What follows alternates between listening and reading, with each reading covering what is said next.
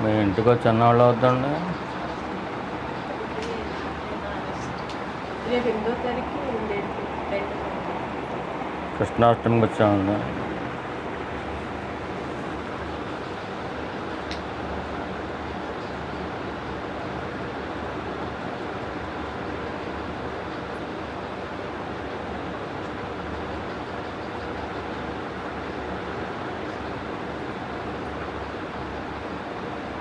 మీ ఇంట్లో సత్సంగం సరిపోద్ది, రెండోది అదనం.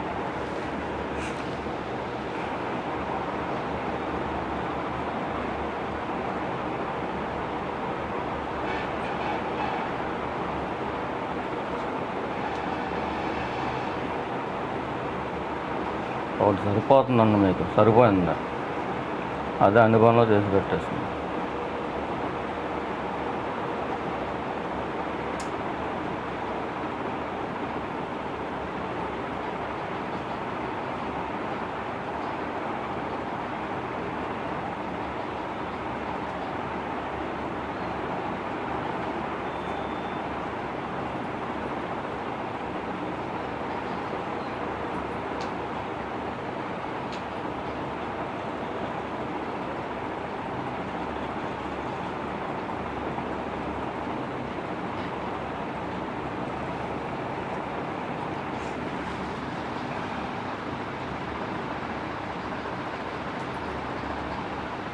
జైలు ప్రారంభం తీసేసి యోగ ప్రారంభం వచ్చింది, అంతే కదా.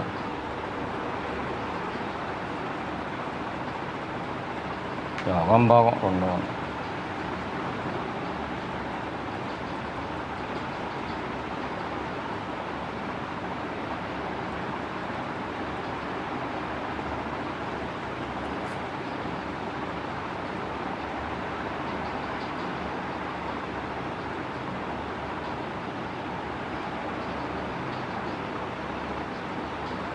తెడ్డు ఏమి వేస్తుంది, తెడ్డు ఏమి అవ్వదు, ఈశ్వరుడే ఇస్తాడు. తెడ్డు ద్వారా వండేస్తాడు అంతే.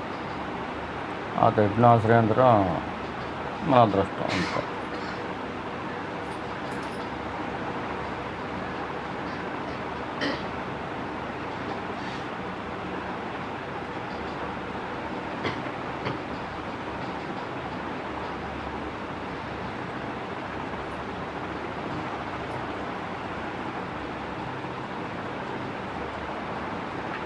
మనం వినాయక చవితికి ఏదో విగ్రహం పెట్టుకుంటాం కదా, అది కూడా విగ్రహం కూడా తెడ్డుతో సమానమే, కానీ దానికంటూ ఒక బాధ్యత ఉంది, ఆ విగ్రహం ద్వారా ఇస్తాడు.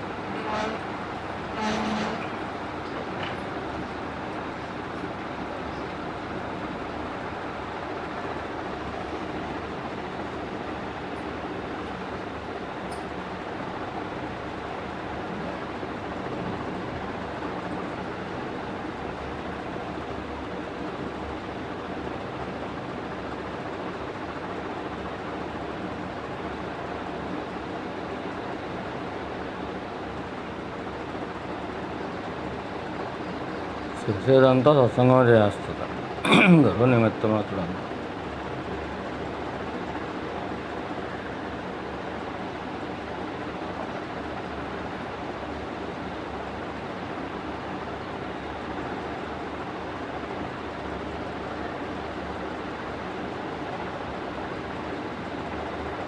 కానీ దాంతో సమానమైనది మరేం లేదు, ముల్లోకాల్లో కూడా లేదు.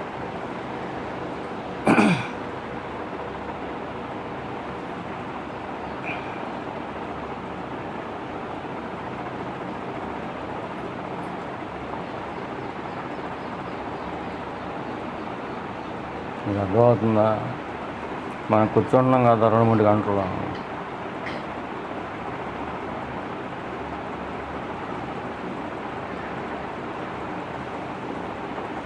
ఎక్కడ 2-3 గంటలు కూర్చుంటున్నాం కదా, దానికి వెళ్తాం. ముల్లోకాల్లో వెతికినా దొరకదు, ఇంకెవరు ఇవ్వలేరు అది.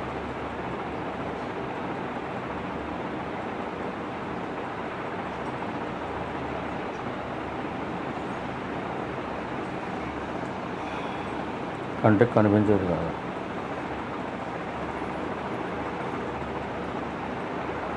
మన జీవితంలోకి అనుగ్రహం అది వచ్చినప్పుడు తెలుస్తుంది.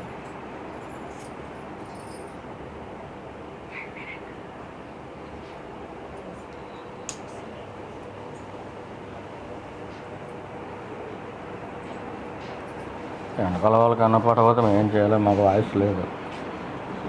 ఎంత ఉంటే అంతా మాట్లాడగలం.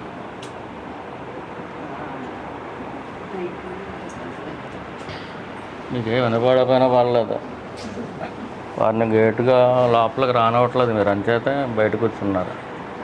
మీరు ఎంత శ్రద్ధగా అంటున్నారు, వారు అంతకంటే ఎక్కువ శ్రద్ధగా అంటున్నారు.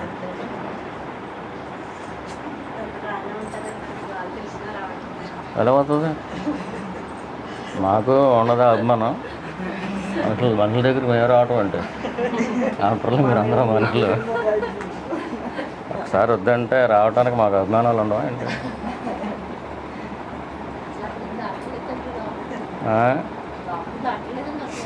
అంటే ఉట్టప్పుడు రావద్దంటే గురుగారు వచ్చారంటే వచ్చేద్దంటే రాదు.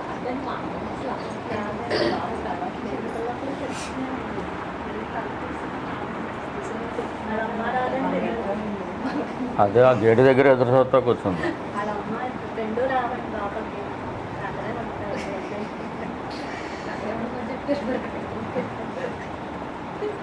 మీరు ఇక్కడ చేసుకున్నారు కదా, వారు అక్కడ గేటు దగ్గర ఎదురు చూస్తా కూర్చున్నారు. ఈ సృష్టిలో ఏంటో మనకు తెలియదు, మనకు తెలియని కూడా కొన్ని నాకు తెలుస్తుంది.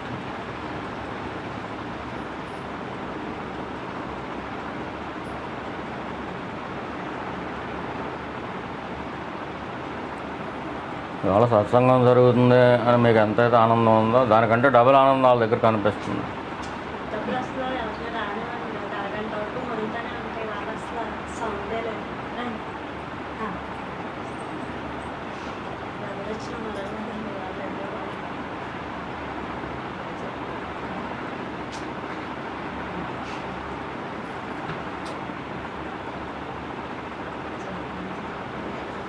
మన సాధన లేకపోయినా కానీ డబ్బులు కావాలంటే ముందు డబ్బులు ఇచ్చేస్తే నెమ్మదిగా తర్వాత సాధన చేసుకుంటాం. అలాగే ఆరోగ్యం ఒకటి కావాలి.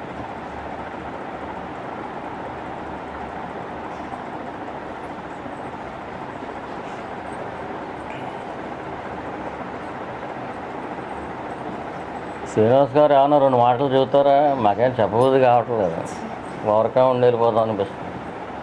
వీళ్ళకేం చెబుతామండి, అన్నీ తెలుసు వీళ్ళకి, మనకంటే ఎక్కువ తెలుసు వీళ్ళకి. సబ్జెక్టు కూడా అదరగొట్టేస్తున్నారు.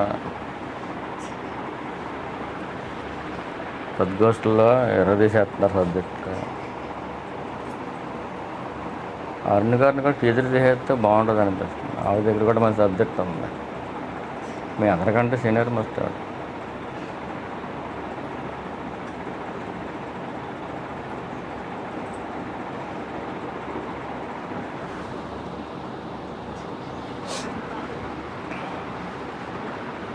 అది రాదు. అది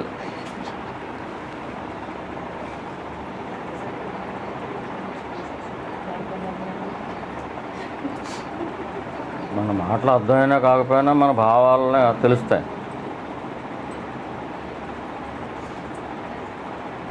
ఇది మనుషులు ఉండేది, నువ్వు కుక్కవే, కుక్క ఎక్కడ ఉండాలి అక్కడ ఉండాలి అని ఆ భావంతో మనం తిడతాం కదా, అక్కడే ఉంటారు.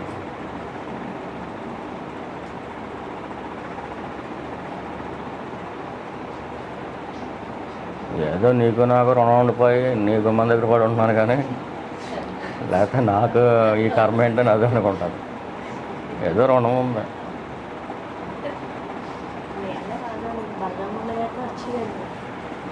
అవును, అక్కడ ప్రేమ ఉంది, బలరాం దగ్గర ప్రేమ ఉంది. కొంతమందికి కుక్కలో మనుషులు నేను తేడా ఉండదు, అందరిని సమానంగా ప్రేమిస్తారు. మనం మనుషులను ఒకటే ప్రేమిస్తాం. నిజమైన ప్రేమ కుక్కలకు అందించాం.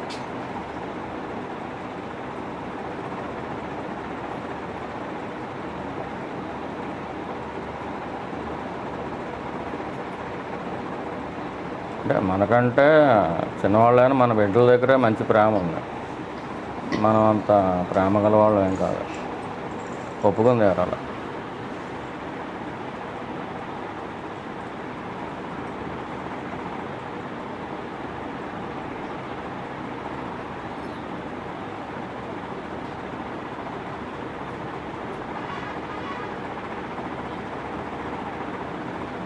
వాళ్ళకి ఫ్రెండ్షిప్లోనే ప్రేమ కలిపేస్తారు అంతే. ఇవాళ ఫ్రెండ్షిప్ డే కదా ఇవాళ.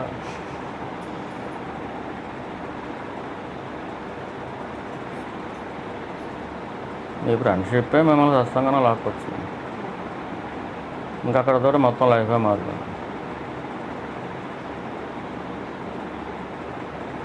మరి ఫ్రెండ్షిప్ల వాళ్ళు పాడైపోతారంటారా? అమ్మా నాకు మంచిగా జరిగింది. అమ్మా నాకు మంచిగా జరిగింది. నీకు మంచి సజ్జన జరిగింది. సహవాసం. సజ్జన సహవాసం. అది సజ్జన సహవాసం సత్సంగానికి దారితీస్తుంది, సద్గురువుకి దారితీస్తుంది. లోకంలో ఉన్న ఫ్రెండ్షిప్లు కాదవి. సజ్జన సహవాసం అంటే ఏంటి మరి? మనం సత్యం గురించి ఎక్కువ మాట్లాడుకోవాలి. లోక విషయాల మీద కాదు. సత్యం వల్ల జరిగే కరెక్ట్గానే చెప్తారు.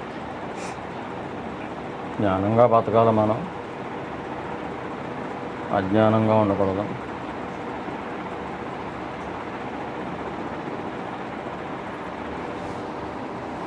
ఈ సంసారాల్లో వచ్చేవన్నీ కూడా మనం పట్టించుకోక్కర్లేదు.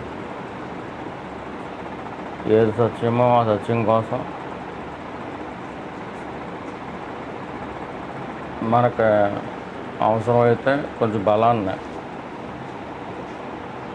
ఇస్తారు వీళ్ళు అనుకుంటే వాళ్ళతో సహవాసం చేస్తే సజ్జన సహవాసం మంచిది. అది ఫ్రెండ్షిప్ డే రోజున మీకు ఫ్రెండ్స్కి శుభాకాంక్షలు చెప్పాలి కదా ఏదోటి. మేము మాకేం మాట రావట్లేదు, శ్రీనివాస్ గారు కూడా రావట్లేదు. రామరాజు గారి ఇంటికాడ అంతా మౌనమే వచ్చేసారు. భగవాన్ మరి ఆయన ఇష్టం, మన చేతుల్లో ఉంది.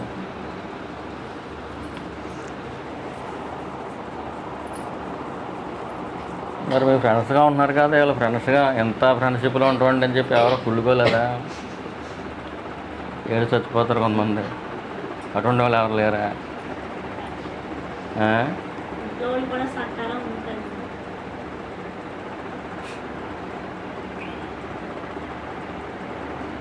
నాలుగేళ్ళ నుంచి ఎప్పుడు కల్మషం తెలియలేదండి. ఫస్ట్ నుంచి అంటే మీ ఫ్రెండ్షిప్కి 24 ఏళ్ళా?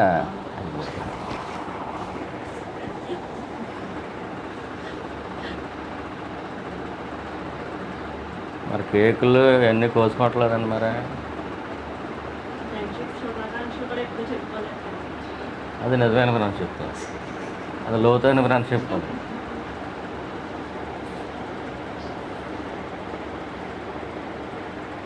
అంటే సంవత్సరానికి ఒకసారి పండుగ చేసుకోవటం అంటే కాదు కదా, లోతైన ఫ్రెండ్షిప్. అది సంవత్సరానికి ఒకసారి శుభాకాంక్షలు చెప్పుకుంటే అది ఇంగ్లీష్ వాళ్ళ ఫ్రెండ్షిప్.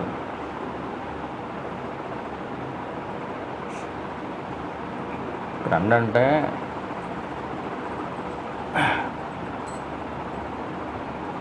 అటు పోలీసు వాడు పట్టుకున్నాడు లైసెన్స్ లేదని, అక్కడ సార్ ఒక ఫోన్ చేసుకుంటాను సార్, ఒకరితో మాట్లాడాలని మాట్లాడాడు ఫ్రెండ్ తోటి. సరే నేను పోలీసులు పట్టుకున్నారు రా, అర్జెంటుగా రారా అని అనలా. రే ఇక్కడ ఒకసారి అర్జెంటుగా పని ఉంది ఆగాను, ఒకసారి రారా అన్న. వచ్చేసాడు. ఇది కూడా నా దగ్గరే కాదు, ఈ దగ్గర లైసెన్స్ లేదు, బుక్ చేసి పడేసి. కూడా మంచి ఫ్రెండ్షిప్పే. ఏంటి ఉంటే ఇద్దరు కలిపి బాధలు అనిపిద్దాం. ఇద్దరు కలిపి బిర్యానీ తినలేదండి, ఇద్దరు కలిపి తాగలేదండి, వీడు అక్కడే వెళ్తాడా, ఆడిని కూడా జాగ్రత్త చేసుకోవాలి. ఇది నిజమైన ఫ్రెండ్షిప్. వాళ్ళకి ఏగులు కోసుకుంటారు. బాగోదు కదమ్మా అక్కడ పోలీస్ స్టేషన్కి వెళ్ళటం అంటే, ఎప్పుడూ జత ఉండాలి. మీ ఫ్రెండ్షిప్ కూడా అటువంటిదేనా? ఇదిగో నేను దొరికేసాను, నువ్వు వస్తావేమో ఈ రూట్లోకి రాకు అని చెబుతావా?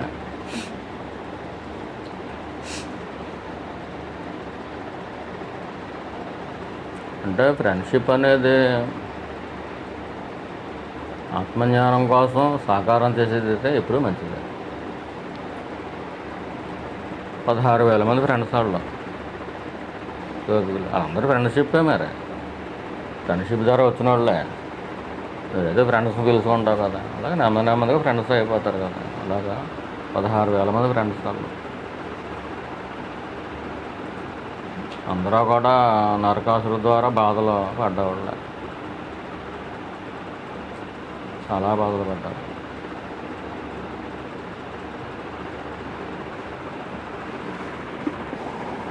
నరకాసురుడు చెరలోంచి బయటికి తెచ్చాడు, కానీ శ్రీకృష్ణుడు కూడా ఏం చేయాలో అర్థం కాలే. వాళ్ళేమో ఇంటికి వెళ్ళమంటారు, ఎంతసేపు వెళ్తారు ఇంటికి? 5,000 సంవత్సరాల క్రితం ఆడది ఒకసారి బయటికి వెళ్తే మళ్ళీ లోపలికి వస్తే తప్పుకొట్టుకుంటారు. సమాజం అప్పుడంతే ఇప్పుడంతే. ఇప్పుడు ఎవరు పెద్ద పట్టించుకుంటలేదు, అప్పుడైతే పట్టించుకున్నారు. ఆ రాక్షసుడు ఎత్తుకుపోయాడు, దీని తప్పే ఉంది. ఇంట్లో వాళ్ళనే కాపాడుకున్నారా? కాపాడుకోలేకపోయారు. కాపాడుకోవడం చేతకాని వాళ్ళు మళ్ళీ ఇంట్లోకి వచ్చిన దాన్ని ఆదరించాలి అక్కర్లేదు. సొంత కూతురైనా కానీ ఆదరించేవారు కదా. అంటే లోకం ప్రమాణం. లోకంలో అందరూ ఏమనుకుంటారు? నా బంధం అనుకుంటారు. నీ కూతురు నువ్వు కాపాడుకోలేకపోయావు, ఆ కుటుంబంలో ఎవరో కాపాడుకోలేకపోయారు. నరకాసుడు బలవంతుడు, ఆడి చెర నుంచి ఇడిపించాడు. ఎవరో శ్రీకృష్ణ పరమాత్మ నేర్పించాడు. ఇంట్లోకి తీసుకోరే మరి. ఎంత దారుణమైన లోక ప్రమాణం అది, ఎంత దారుణం అది.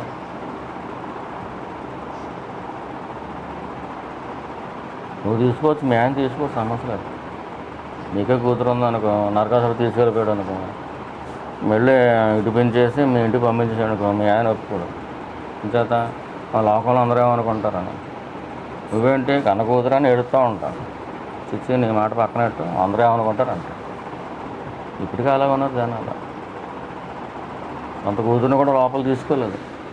16,000 మంది ఏం చేయాలో తెలియక చచ్చిపోదాం అనుకుంటుంటే అప్పుడు ఎవరో రుక్మిణీదేవి ఆ సలహా ఇచ్చారు. అప్పుడు 16,000 మంది కృష్ణులుగా మారాడు ఆయన. ఎవరికి సాధ్యం? ఒక్కడ కృష్ణుడి కాదు చేసుకుంటా 16,000 మంది కృష్ణులుగా మారాడు ఆయన. దేవదేవుడు కాబట్టి అలా మారగలిగాడు. వాళ్ళందరినీ వివాహం చేసుకున్నాడు. ఒక్కొక్క కృష్ణుడు ఒక్కొక్క గోపికను చేసుకున్నాడు. వాళ్ళ తప్పు దాంట్లో ఉంది. మరి కన్న కూతురు అనేది ఎందుకు తీసుకురా లోపల రానివ్వలేదు?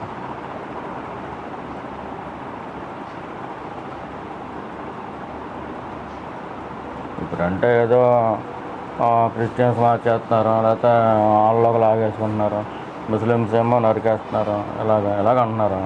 అప్పుడు క్రిస్టియన్స్ ఉన్నారా? 5,000 సంవత్సరాల క్రితం క్రిస్టియన్స్ ఉన్నారా? 5,000 సంవత్సరాల క్రితం ముస్లిమ్స్ ఉన్నారా?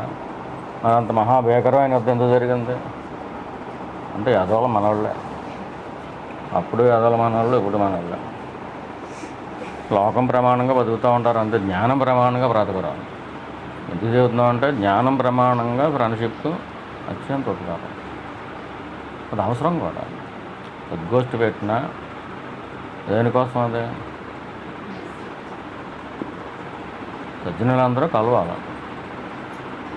సజ్జన సహవాసం వద్దు.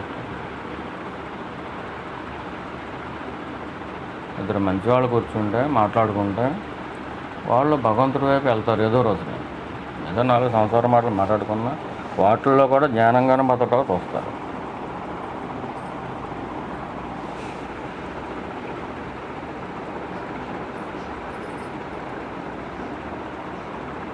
ఐదు వేల సంవత్సరాల క్రితం ఏ మతం ఉంది? మరి అంత మహాభీకరమైన యుద్ధం జరిగిందంటే ఎవరి వల్ల జరిగింది? అది మతం ప్రధానం కాదు, లోపల దుర్గుణాలే కారణం అంత యుద్ధం జరగటానికి.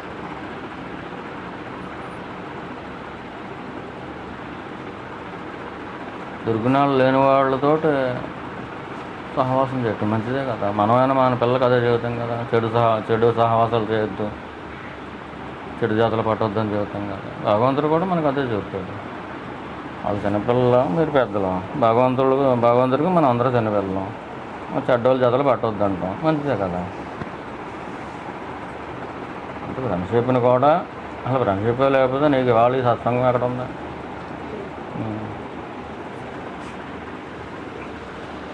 జీవితంలో టర్నింగ్ పాయింట్ అనేది అక్కడ వచ్చింది, ఇక్కడ కాదు.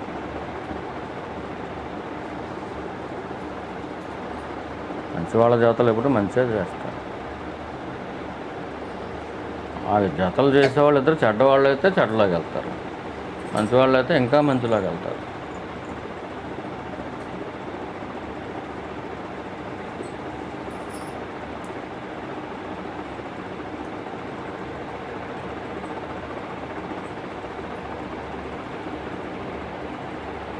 లోకంలో కొన్ని దాటలేరు. జ్ఞానం కోసం వాటిని పక్కన పెట్టగలిగే శక్తి ఫ్రెండ్షిప్ వల్ల వస్తుంది. ఒకరికొకరు ధైర్యం చెప్తాను.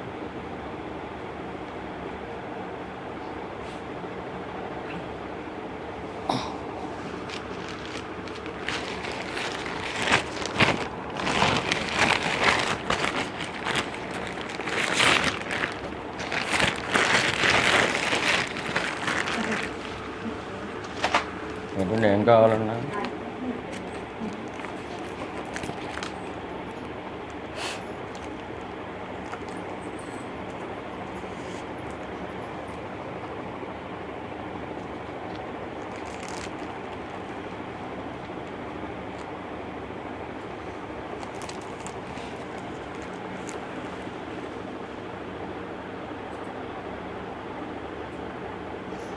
నిన్ను నువ్వు చూసుకోవటం అనేది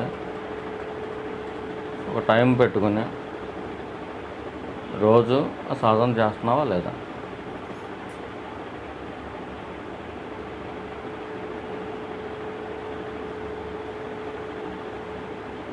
ధ్యానం చేసేవాళ్ళు ఉంటారు, మంత్రజపం చేసేవాళ్ళు ఉంటారు. వాళ్ళందరూ కూడా ఒక టైం కేటాయించి దానికి చేస్తూ ఉంటారు. పూజ చేసేవాళ్ళు ఉంటారు.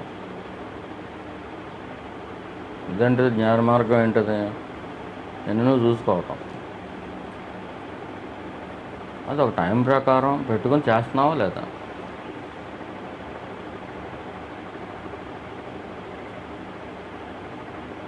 అలా అడిగితే మనం దొరికేస్తామేమో. భక్తి మార్గం అనుకోండి, ఏదో పూజ చేసుకుంటారు, ఎప్పుడు పడితే అప్పుడు చేసేస్తారా? సరే, ఇల్లు శుభ్రం చేసుకుంటారా, స్నానం చేస్తారు, ఒళ్ళు శుభ్రం చేసుకుంటారు, తర్వాత పూజ చేసుకుంటారు. అది భక్తి మార్గం.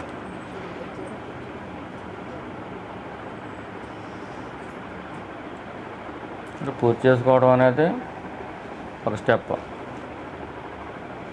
ధ్యాన మార్గం అయితే వాళ్ళు పూజ చేసుకున్నా చేయకపోయినా స్నానం చేస్తారు, చక్కగా ఇంత టైం అని పెట్టుకుంటారు, ధ్యానం చేస్తారు. భగవాన్ బోధించిందంటే విచారణ మార్గం. అంటే మనం జ్ఞాన మార్గంలో నడుస్తున్నామా లేదా అనే దానికేంటి మరి? ముందు ఇల్లు శుభ్రం అవ్వాలి, అది రైటే. తర్వాత ఒళ్ళు శుభ్రం రైటే. తర్వాత మనసు శుభ్రం చేసుకోవడం కోసం భగవాన్ భక్తులుగా మనం ఆచరించవలసింది మనల్ని మనం చూసుకోవటం. అది ఎంత టైం కేటాయించామో రోజు చేస్తున్నామా లేదా? ఒకే ఒక చిన్న ప్రశ్న. ఏదో బుక్ తీస్తే అదే వచ్చింది. మరి నేను సొంతంగా అడుగుతలేదు. మిమ్మల్ని అందరినీ చేస్తున్నారా లేదా అని చెప్పి మేము అడగదలుచుకోలేదు. కానీ బాగా బుక్ తీసేసరికి అది వచ్చింది. ఏంటి కరెక్ట్గా మీది జ్ఞాన మార్గం. భగవాన్ ఏమంటున్నారా? మీరందరూ ఓ ఫోటో పెట్టుకుని నన్ను ఆశ్రయిస్తున్నారు, రైటే. ఫోటో అక్కడ ఉంటుందో పువ్వు కనబడుతుంది, రైటే. నేను చెప్పింది మరి ఏం పాటిస్తున్నారు? స్నానం చేసిన తర్వాత మీరు ఒక పావు గంటనో అరగంటనో ఇంత టైం అని పెట్టుకుని ఖచ్చితంగా ఆ టైంలో విచారణ చేస్తున్నారా లేదా? ఇది ప్రశ్న అడుగుతున్నారు భగవాన్. దీంట్లో ఈ ప్రశ్నకి జవాబు ఎంతమంది దగ్గర ఉంది?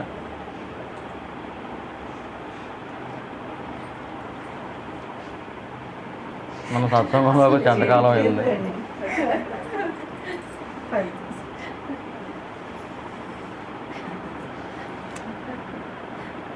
అంటే మనం ఏం చేస్తున్నాం అంటే భక్తి, యోగం, జ్ఞానం అన్నీ కలగలిపి వేసుకుని పెయిన్ వేసుకుని మంచి బలంగా తయారు చేసుకుంటున్నాం. సాధన అన్నీ తోండి, మంచిదే, అది కూడా మంచిదే. కానీ అసలు ఏంటి? భగవాను నువ్వు ఏది చేస్తే ఏది చేయాలని కోరుకుంటున్నారో విచారణ చేయాలని కోరుకుంటున్నారు. ఆయన మార్గం అదే కదమ్మా. మరి ఆయన మార్గంలో ఉండి ఆయన భక్తులు అని అనుకుంటూ మరి ఆయన చెప్పిందే చేయకపోతే ఎలాగా? ఏదైనా అందంగా ఉందా? మా గురువుగారు ఏమండే, మా రమణ మహర్షి గారు అండి, ఆయన చెప్పింది ఒకటే చేయమండి, మిగతా అంతా చేస్తూ ఉండే.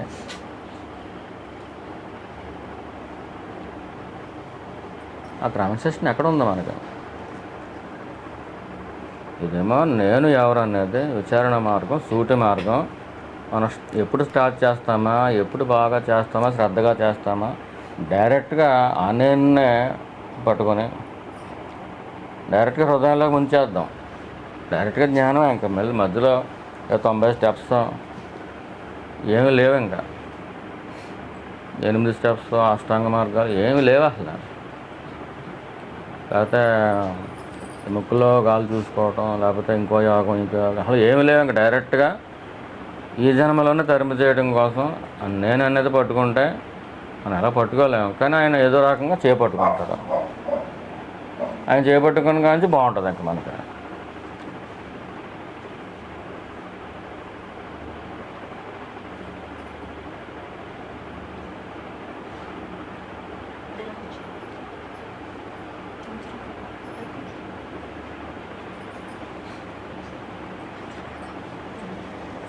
ఎంతమంది చేస్తున్నారు మరి అలాగా?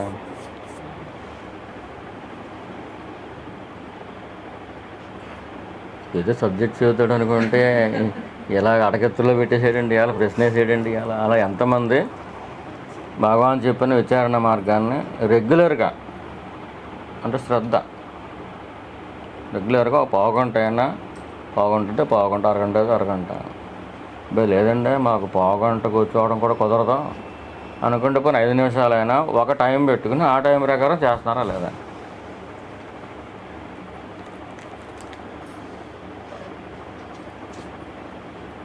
పొద్దున్నే మనం టిఫిన్ టైం ప్రకారం పడిపోవాలి, టీ టైం ప్రకారం పడిపోవాలి, అన్నీ టైం టేబుల్ ప్రకారం వెళ్ళిపోవాలి, భోజనం కూడా టైం ప్రకారం వచ్చేయాలి. ఇదంతా మానవులం కాబట్టి అది సరే. మరి భగవాన్ రమణ మహర్షి గారిని ఆశ్రయించుకున్నాం మనం మన గురుదేవుల ద్వారా.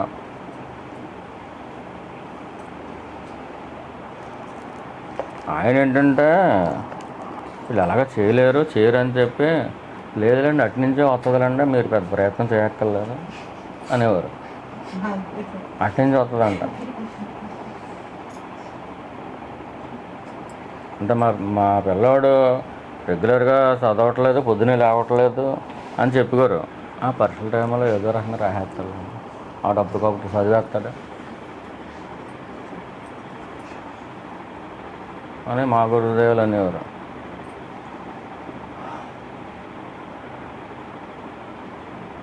మరి ఆయన చెప్పింది ఇక్కడ కూడా అలాగే కనిపిస్తున్నారు.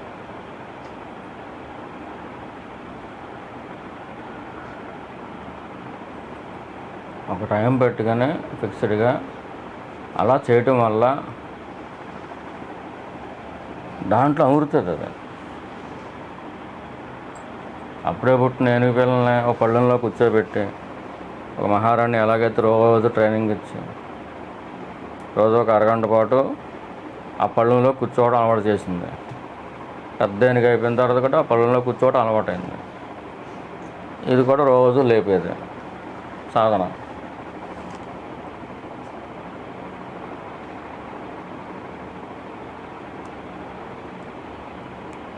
అంటే ఏనుగు పిల్లగా ఉన్నప్పుడు పెద్ద భారం ఉండదు. రోజు నెత్తిమే పళ్ళెంలో కూర్చోబెట్టడం, నెత్తిమే పెట్టుకోవడం, పళ్ళెంలో కూర్చోబెట్టుకోవడం, నెత్తిమే పెట్టుకోవడం, రోజు అలవాటు చేస్తుంది. అలా పెద్దది అయిపోయింది ఏనుగు. కానీ అంత బరువును కూడా ఎత్తి నెత్తిమే పెట్టుకునే శక్తి వచ్చేసింది, చేతులకు వచ్చేసింది, కూర్చోవడం దానికి వచ్చేసింది. అది ఎంత కష్టం అది. కానీ రెగ్యులర్గా చేస్తే ఎంత సులువు.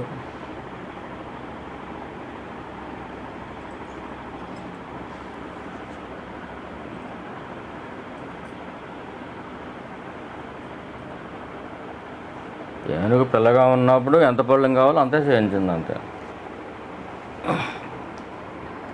వాళ్ళు నెత్తిమీద పెట్టుకుంది,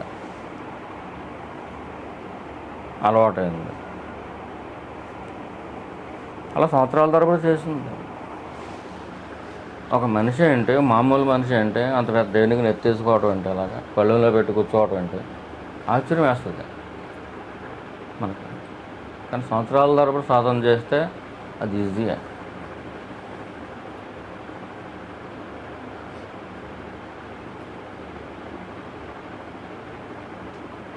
సాధన వల్ల మాత్రమే వస్తాయి.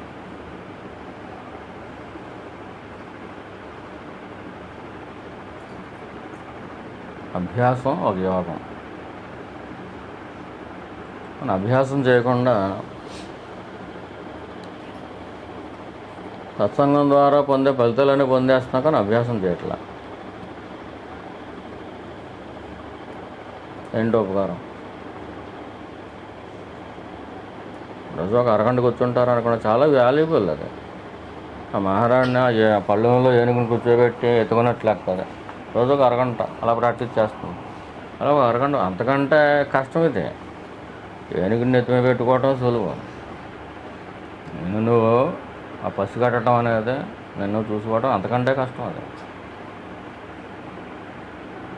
ఏనుగునైనా నెత్తిమే పెట్టుకొచ్చేమో కానీ నిన్ను చూసుకోవడం కష్టం.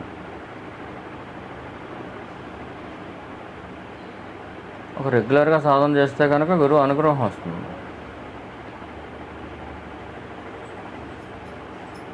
ఎన్నో సంవత్సరాలకు కానీ కనీసం నేను దగ్గర కుదురుగా కూర్చోలేము మనం. సంవత్సరాలు అయినా కానీ కూర్చోలేము. కానీ ఇలా ప్రాక్టీస్ చేస్తే నిలకడగా కూర్చోవటం వస్తుంది.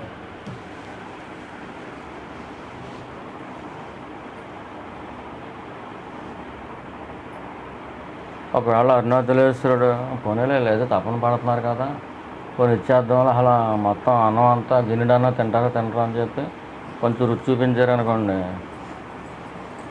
ఏది ఆ స్థితిని, బాడీలో స్టేట్ని కొంచెం రుచి చూపించారనుకోండి, మనకేం తెలియదు, ఏం చేయాలో తెలియదు. దానికే తట్టుకోలేము మనం. గురువు మనకు మీద మనిషి కింద కనిపిస్తాడు కానీ బాడీ లెస్గా ఉంటాడని మనకు తెలియదు. అదే బాడీ లెస్ స్టేట్ని మనకి ఇచ్చేసాడు అనుకోండి, తెల్లమగేస్తాం. ఏంటి ఎలా అయిపోయింది అంటే, నేను విడిపోయానండి, దేహానికి నేను వేరుగా ఉన్నానండి అని ఆశ్చర్యం వేసేసి మన పవిత్రత లేకపోతే పిచ్చిగా అక్కడ కూడా వేసేస్తాం.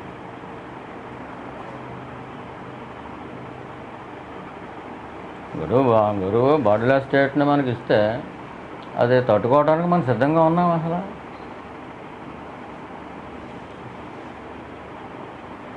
మనకు కూడా అర్హత ఉండాలి కదా. మరి అర్హత ఉండాలంటే ఏ సాధన ఉంది మన దగ్గర? నువ్వు లేదంటే రోజు పొద్దున్నే లేచి పూజ చేస్తున్నావు, అది వ్యక్తి మార్గం చేసుకో, రైట్. నువ్వు ఆశ్రయించుకున్నది ఎవరిని? రమణ మహర్షి గారు. ఆయన జ్ఞానం ద్వారా నేను అనుగ్రహిద్దాం అనుకుంటున్నారు. అది ఎలా వస్తుంది? నేను అనేది కనిపెట్టు, ఇదే కదా. రెగ్యులర్గా ఒక అరగంట నువ్వు పూర్తిగా నేను దగ్గర ఉండటం నేర్చుకున్నావా లేదా, సాధన చేస్తున్నావా లేదా ముందు.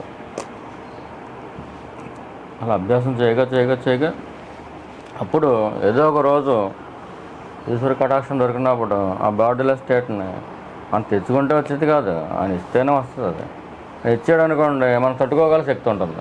ఇది కదా, ఎంత బాగుంది కదా, దేహానికి నాకు ఏమాత్రం సంబంధం లేదు, అసలు నేనుగానే ఉన్నాను.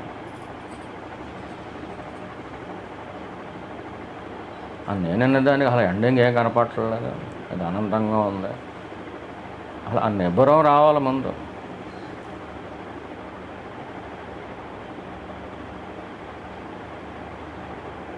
మన మనసు, మన ఇంద్రియాలు, బాడీలో నర్వస్ సిస్టమ్ అంతా కూడా దానికి సూట్ అయ్యి ఉంటే అది ఇచ్చినా కానీ మనం తట్టుకోగలం, లేకపోతే మనం తట్టుకోలేము. ఎప్పుడిద్దామా అని చెప్పి మనకంటే ఎక్కువ ఆతృత ఉంటుంది ఆత్మ. పరమేశ్వరుడు ఆయనే ఎక్కువ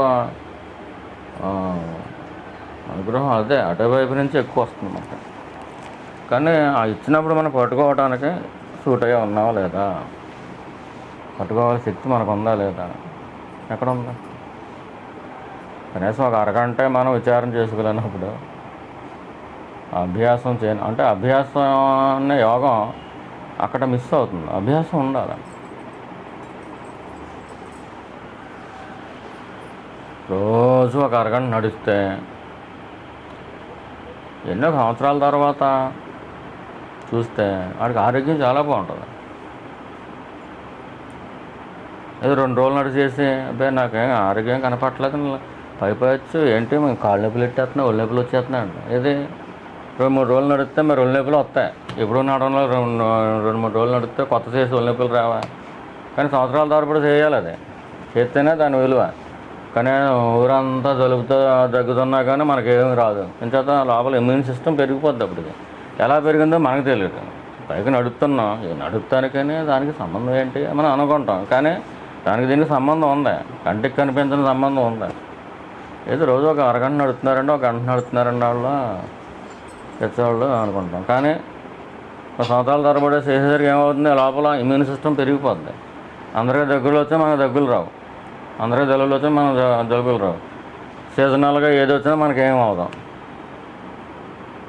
అదంతా ఎందువల్ల వచ్చింది? రోజు ఒక గంట నువ్వు నడవటం వల్ల వచ్చింది. మరి నడక్కనే దానికి ఏమైనా సంబంధం ఉందంటే సైన్స్ ప్రకారం అయితే తెలుసుకోవచ్చు. కానీ పైకి ఏమైనా కనపడుతుందా? ఏ చదువు రానోడు ఆ రోజు గంట నడుస్తున్నాడు అని అనుకుంటాడు. సబ్జెక్ట్ తెలియనుడు ఏమనుకుంటాడు, రోజు గంట వేస్ట్ చేస్తున్నాడు అనుకుంటాడు. కానీ ఆ గంట నడవటం వల్లే లోపల వాడికి ఇమ్యూన్ సిస్టమ్ పెరిగింది. ఆ సైన్స్ తెలిసిన వాళ్ళకి తెలుస్తుంది. పైకి అయితే మామూలుగా ఆలోచించండి. ముసలమ్మ దగ్గర అంట్లు తోముకుంటుంది అనుకోండి, వెళ్ళి రోజు గంట నడవటం వల్లే నీకు ఇమ్యూన్ సిస్టమ్ పెరిగింది అంటే నమ్ముద్దా? రోజు గంట నడిస్తే నీకు ఏ జబ్బులు రావు అంటే నమ్ముద్దా? అలాగే రోజు ఒక అరగంట నువ్వు విచారణ చేస్తే నీకు ఏమొస్తుందని చెబుతుంది.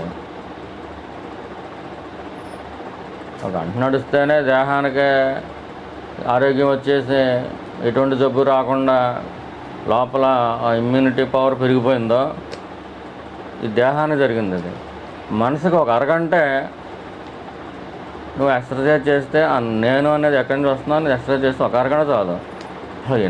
ఎన్ని పవర్స్ వస్తాయి నీకు. అలా పవర్ఫుల్గా తయారైనప్పుడు మాత్రమే ఆ పరమేశ్వరుడు అనుగ్రహం నీ మీద వర్షించినప్పుడు నువ్వు దాన్ని తట్టుకోగలవు. లేకపోతే నువ్వు ఎక్కడ తట్టుకుంటావు? పరమేశ్వరుడు అనుగ్రహించినా కానీ మనం తట్టుకోలేం.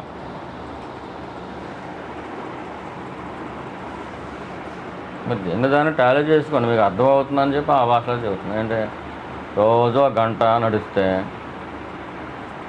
ఫస్ట్లో అప్పుడే మొదలెట్టిన వాళ్ళకి ఏమనిపిస్తుంది, కాళ్ళు నొప్పులు వస్తాయి లేదా ఒళ్ళు నొప్పులు వస్తాయి. ఓ రోజు మానేద్దాం, బద్దగించేద్దాం అనిపిస్తుంది.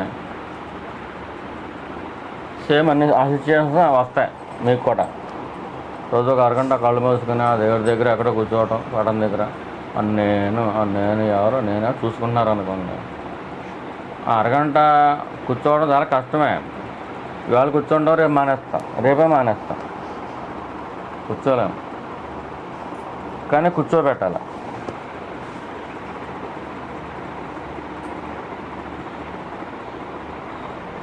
ఇంకన్నీ వదిలేయాలి. అప్పుడు భోజనం చేసినప్పుడు అన్నీ వదిలేస్తున్నాం కదా మనం. అన్ని పనులు చేయటం మానేస్తూ భోజనం చేస్తున్నాం కదా. అలాగే అన్ని పనులు వదిలేయాలి. వదిలేసి అది ఒకటే చేయాలి. మనసుకి ఈ ఎక్సర్సైజ్ చేస్తే చాలా మంచి ఫలితాలు వస్తాయి.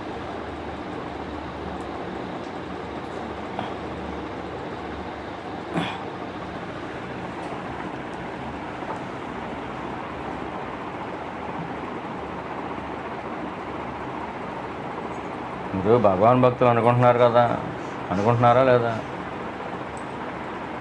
ఇంకా డౌట్ ఉందా? రమణ మహర్షి గారు ఫాలోవర్స్ అనుకుంటున్నారు కదా మీరు. అనుకుంటే కనుక ఈ పని చేయాలి. ఏంటి, రోజు ఒక అరగంట విచారం చేయండి. ఇంట్లో వాళ్ళు ఈ పనులు అడ్డొస్తాయనుకుంటే వాళ్ళకంటే ముందే లేవండి మీరు. అది చేసుకోండి. అప్పుడు మీకు పవర్ వస్తుంది. అప్పుడు ఈశ్వరుడు ఏమైనా ఇచ్చినా కానీ తట్టుకునే శక్తి వస్తుంది.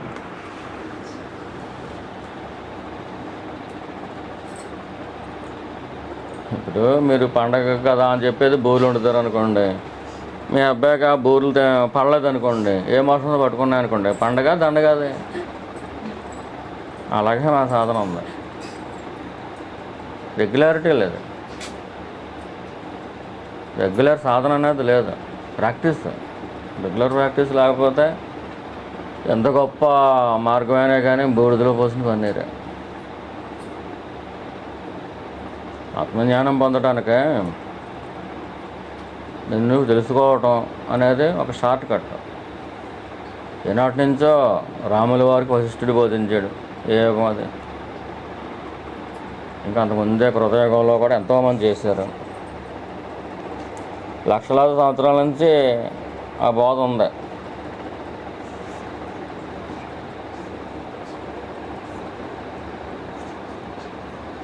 అది పట్టుకొని నమ్మి ఆచరించిన వాళ్ళు పొందారు చాలామంది. మరి మనం ఎందుకు పొందకపోవాలి?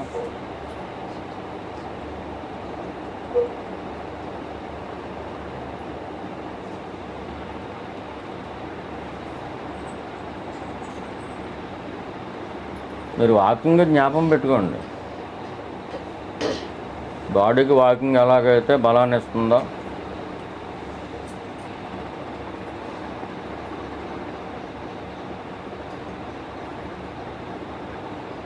అలాగే లోపల రోగనిరోధక శక్తిని పెంచుతుందో, జీవిత ప్రమాణాన్ని కూడా పెంచుతుందో, అలాగే మైండ్కి అంటే సెల్ఫ్ ఎంక్వైరీ, ఆత్మవిచారణ. నేను ఎవరు నేను దగ్గరే పెట్టి, ఆ మనసును నేను దగ్గర అనేది పెట్టి అలా ఉండండి అంతే. ఒక్క అరగంట చేయండి, ఎక్కువ అక్కర్లా. అలా కొన్ని సంవత్సరాల పాటు చేస్తేనే కానీ ఒకవేళ ఆత్మానుభవం అనేది పరమేశ్వరుడు ఇచ్చినా కానీ మీరు ఏమంటారంటే సూది మన మీద ఎంత డ్రాప్, ఎంత నీటి బిందు ఉంటుందో ఆ మాత్రం సైజు సుఖాన్ని ఇచ్చినా కానీ మీరు తట్టుకోలేరు. ఇంక సముద్రం అంత మీద ఆడితే చచ్చూరుకుంటారు, చచ్చోలేకపోతే.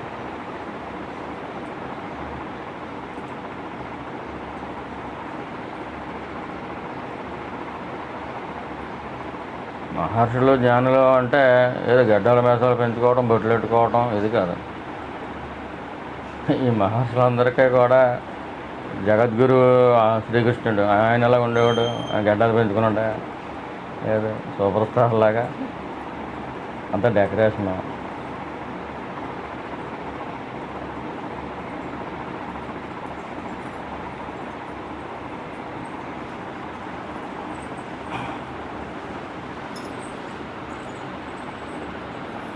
అంటే నీ నిజస్థితి ఏంటో నీకు తెలిస్తే నీకు చేతిలో ఆయుధాలు అక్కర్లేదు, పిల్లంగోరే ఉంటుంది.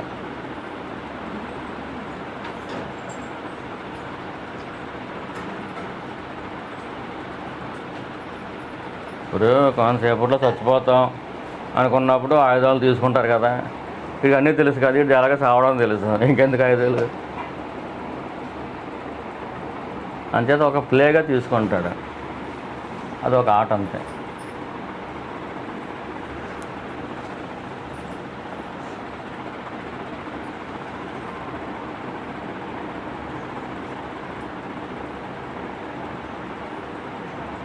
భగవాన్ ఏమడుగుతున్నారు మీ వాళ్ళ?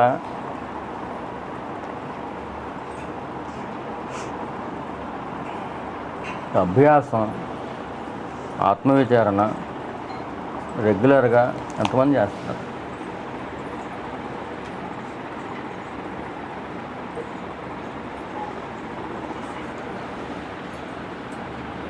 మనం ఏమనుకుంటామంటే ఏదో ఆత్మజ్ఞానం అంటున్నారు, ఆత్మానుభూతి అంటున్నారు, అదేదో మనకి ఒకసారి రుచి చూపించే సరిపోతుంది కదా భగవంతుడు అనిపిస్తుంది. అదేంటిది పవర్, అదే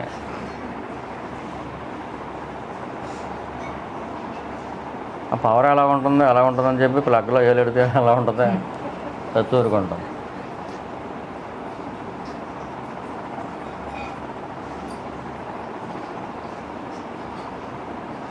అలా అని చెప్పి మన లోపల కరెంట్ లేదా ఉంటుంది. మన లోపల ఉన్న కరెంట్ని పెంచుకుంటూ వెళ్తున్నాం అనుకోండి, ఆ స్థాయికి తీసుకుంటూ వెళ్ళాం అనుకోండి, ప్లగ్లో అలా వెళ్ళిపెట్టినాము. అవి ఇప్పుడు అందుబాటులో లేవు, పూర్వం ఉండే అటువంటి విద్యలు. విద్యుత్తుని పెంచుకుని విద్యుదాఘాతాన్ని కూడా లక్ష్య చేయకుండా ఉండేవాళ్ళు ఉండేవారు. విద్యుత్తుతో ఆటలాడుకున్నారు మన మహర్షులు.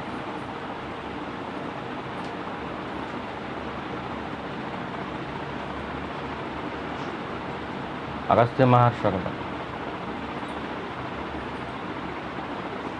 సముద్రంలో నీళ్ళన్నీ కూడా కమానంలో తీసేసాడు.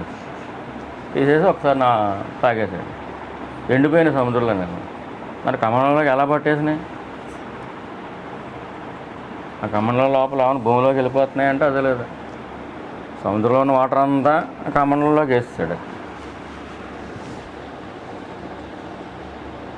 మొత్తం వాటర్ అంతా వచ్చేసిన తర్వాత ఆ కమండలాన్ని ఎత్తి తాగేసాడు.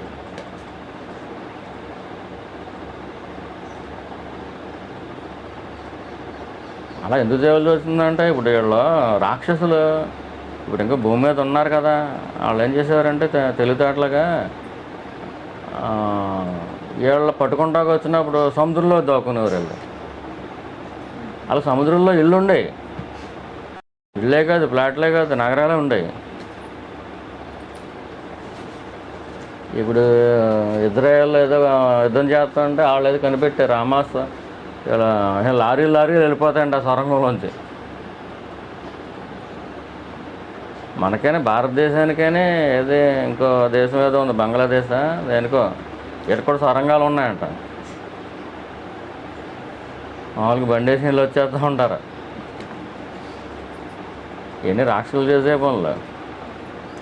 వీళ్ళు పట్టుకుందాం చంపుదాం అనుకుంటే సముద్రంలోకి వెళ్ళిపోయేవారు. అంచేత సముద్రం ఎండిం చేసేయాలని ఐడియా వచ్చింది వీళ్ళకి. సముద్రంలో నీళ్ళు ఒక్కడు కూడా లేకుండా చేస్తే అప్పుడు వెళ్ళి చంపేయచ్చాను. అప్పుడు ఈయన దొరికాడు, ఎవరో అగస్త్యుడు. సరే దానికే ఉందని చెప్పి కమాండ్లో అక్కడ పెట్టాడు. మొత్తం నీళ్ళని దాంట్లోకి వెళ్ళిపోయాడు. ఆ తర్వాత తాగేసాడు. ఏమన్నా అయిపోయింది, ఇంక చంపేసాము, మరి ఎండిపోయింది, సముద్రం లేవు ఇంకా ఎలాగంటే ఒక్కసారి ఊసేసాడు. ఊసేస్తే మళ్ళీ సముద్రం ఎండిపోయింది. ఎన్ని కథల కింద అనిపిస్తాయి కానీ నిజాలు అవి.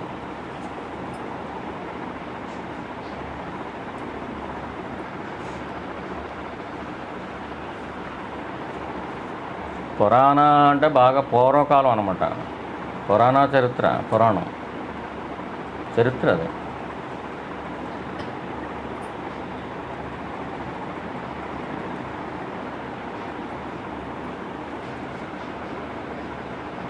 ఈ చరిత్ర సాక్షి వస్తుందని చెప్పి సోనియా గాంధీకి ఐడియా వచ్చి ఆ రామసేతుని కూల్చేద్దాం అనుకుంది.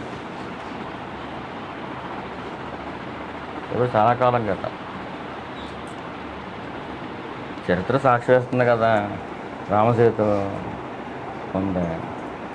ఆ సాక్ష్యం భవిష్యత్ తరాలకు తెలియకూడదు అని చెప్పి కూల్చేద్దాం అనుకుంటే ఈలోపు అదే దిగిపోయింది. మనకు తెలియదు, లోపాయకారి విషయాలు తెలియదు. వాళ్ళు ఎటు దేనికి చేస్తున్నారో ఏంటని మనకు తెలియక వాళ్ళకే ఓట్లేస్తున్నారు. మనకు తెలిసినది ఏంటి, మన క్యాండిడేట్కి మనం వేయాలంతే. వాళ్ళకే మనకి ఏదో బంధుత్వాలు లేకపోతే ఫ్రెండ్షిప్లు ఉంటాయి, ఏదో పని చేసి పెడతారు కదా. వేయకపోతే ఎలాగా బాగోదు, మన వాళ్ళకి మనం వేయకపోతే ఎలాగా. కానీ మన వాళ్ళు దేంట్లో ఉన్నారు వెళ్ళి అది చూడాలి. ఎంతకంటే గౌరవాలు అకృత్యాలు ఏనాడో జరిగింది. మహర్షులు చేశారు.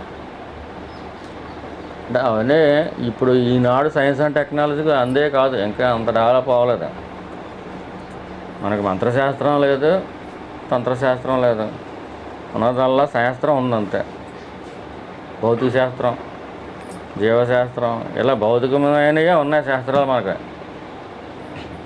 ఇంజనీరింగ్ అండ్ టెక్నాలజీ కూడా ఈ భౌతికమైన సంబంధించి ఉంది. మనసుకు సంబంధించి అంటే శరీరానికి సంబంధించిన భౌతిక టెక్నాలజీ ఇప్పుడు ఉంది. కానీ పూర్వం మనసుకు సంబంధించిన టెక్నాలజీ ఉంది, శాస్త్రాలు ఉన్నాయి. మంత్రశాస్త్రాలు, యంత్రశాస్త్రాలు, భూగోళ శాస్త్రాలు ఉన్నాయి.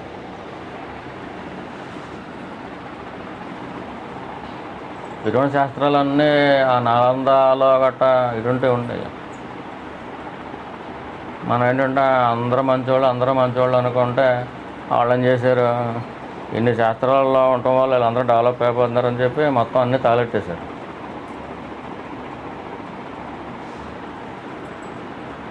మన వాళ్ళు ఏం చేస్తారంటే, ఎవడన్నా చెడ్డోడు ఉంటే ఆడి పాపను ఆడైపోతా అంటారు. అది మంచిది, ఆడి పాపను ఆడైపోతారు. అదే నీ ఇంట్లో వాళ్ళు పట్టుకుంటే, నీ ఇంట్లో వాళ్ళు తీసుకెళ్ళిపోతే ఆడి పాపను ఆడైపోతాను ఊరుకుంటావా? ఊరుకో.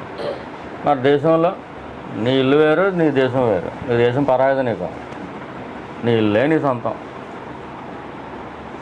అంచేత అలా అన్నీ తగలెట్టేసినాక నోరు మూసి కూర్చోవాల్సి వస్తుంది. మన ఇండియాలో హిందూస్కి మరీ స్వార్థం ఎక్కువ. పోనీ నువ్వు ఏదో ఆత్మజ్ఞానం కోసం కృషి చేస్తాం, మేము సన్యాసం స్వీకరించేస్తున్నాం, ఇంక మేము దీనికోసమే, నన్ను నేను తెలుసుకోవడం కోసం మాత్రం నా జీవితాన్ని వెచ్చేస్తున్నానంటే పోనీ అదన్నా తెలుసుకో. అప్పుడు కూడా లోకానికి ఒక ఉపకారమే. నిన్ను తెలుసుకునే క్రమంలో ఒక తపస్సు చేస్తూ ఉంటే ఆ తపస్సు వల్ల పుట్టే శాంతి లోకానికి కూడా ఇస్తుంది. అది లోకానికి ఇవ్వకుండా ఉండదు. నువ్వేదో స్వార్థపరుడు కాదు. అక్కడ చాలామంది ఏమనుకుంటారంటే ఈ లోకానికి సేవ చేయట్లేదు, చాలామంది తపస్సులు గట్ట అని సర్వసంగ పరిత్యాగం చేసి హిమాలయాలు కానీ అరుణాచలం అని అలా కూర్చుంటున్నారు. అంటే వాళ్ళు చేసిన తపస్సు ఆ తపోతరంగాలు లోకం మీద పడతాయి. పడకుండా ఎలాగుంటాయి? మన పురాణాల్లో లేవా? ఎవడో తపస్సు చేస్తున్నాడా, ఆడు తపస్సు పెరిగైపోయారు, మొత్తం లోకాలన్నీ అలకలలో అయిపోయినాయి. అంటే చెడు కోసం చేస్తే అలా వస్తాయి. రాక్షసులు అలా తపస్సులు చేసేవారు. మాకు సావు లేకుండా వరాలు కావాలి అని అలా తపస్సులు చేశారు. అటువంటి వాటికి ఉగ్రత వస్తుంది. నిన్ను తెలుసుకోవడం అనేది అన్నిటికంటే లోక కళ్యాణాల్లో మొట్టమొదటిది. అది ఇతరులు కూడా పక్కనట్టు నీ గురించి నువ్వు తెలుసుకో, నువ్వెవరో నువ్వు తెలుసుకో, నువ్వే అన్వేషించు. నేననేది ఎక్కడి నుంచి వస్తుందో చూసుకో. అది మోస్ట్ పాజిటివ్ వైబ్రేషన్స్ ఇస్తుంది. నువ్వు ఎక్కడుంటే అక్కడ శాంతి వచ్చేస్తుంది.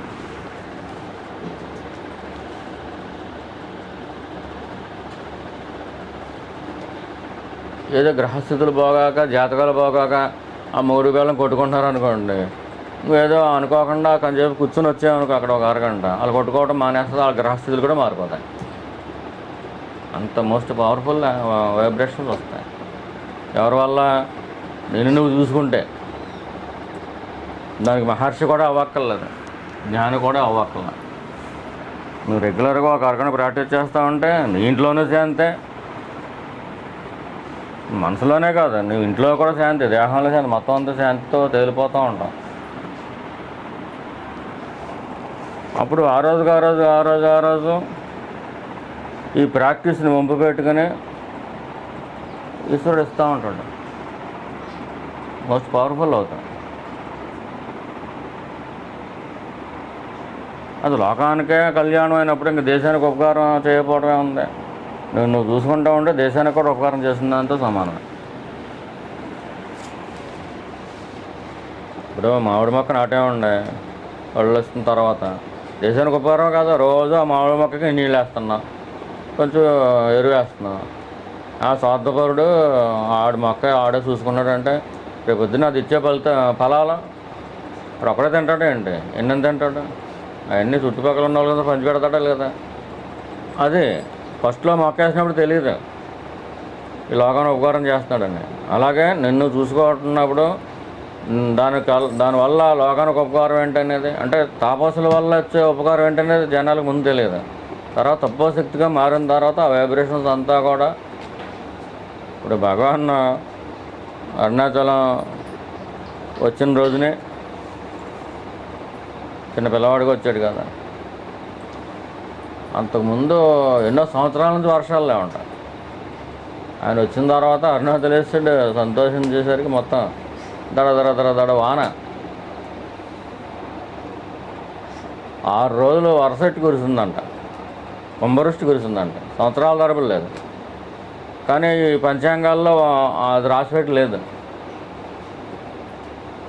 ఏంటి తిరువన్నామలలో 6 రోజులు వరసెట్టి కుంభవృష్టి కురిసింది. తర్వాత చెప్పుకున్నారు ఈయన ఎప్పుడు సంవత్సరాల తరబడి అలాగా మౌనంగా ఆ తపస్సులో ఉండిపోతూ ఉంటే, ఆ స్థితిలో ఉండిపోతూ ఉంటే తర్వాత ఈయన కదా, ఈయన వచ్చిన రోజున అలా జరిగింది కదా అంటే ఒక ఆత్మజ్ఞాని ఆ ప్రాంతానికి వచ్చేసరికి ఏమైంది, ప్రకృతిలో మార్పులు వచ్చేసింది. అలా ప్రకృతిలోంచి రావాలి మార్పులు.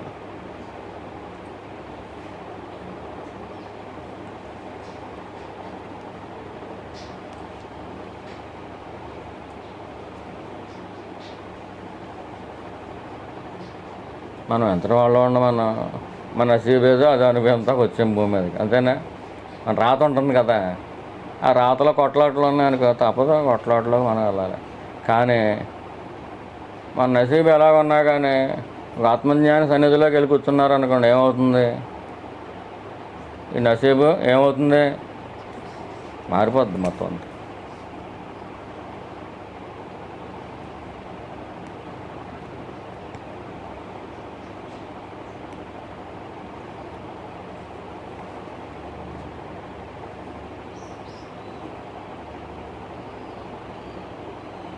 మనం సాధన బాగా చేస్తున్నాం అనుకోండి, ఒక రెగ్యులర్గా ఒక పద్ధతిలో చేస్తున్నాం అనుకోండి, గురు సన్నిధిలోకి వెళ్ళేసరికి నిద్ర రాదు, శాంతిగా వస్తుంది. శాంతి ఉంటుంది, నిద్రగా అంటే తమోగుణంగా మారిపోతుంది. శాంతి లోపల తెలుస్తూనే ఉంటుంది. ఏంటి ఎంత శాంతిగా ఉందంటే అని అనిపిస్తూ ఉంటుంది, అంతే. అలాగే తను ఇంకా లోపలికి గుంజుతం కూడా తెలుస్తుంది. సద్గురు నుంచి వచ్చిన శాంతి మన మనసు లోపల గెంటుతూ ఉంటుంది, తెలుస్తుంది. అలాగే లోపల ఉన్న పరమేశ్వరుడు మన గుంజు కూడా తెలుస్తుంది. ఒక రెగ్యులారిటీ లేదనుకోండి, అప్పుడు నిద్ర వస్తుంది. అదే శాంతి నిద్ర కింద అనిపిస్తుంది అంతే.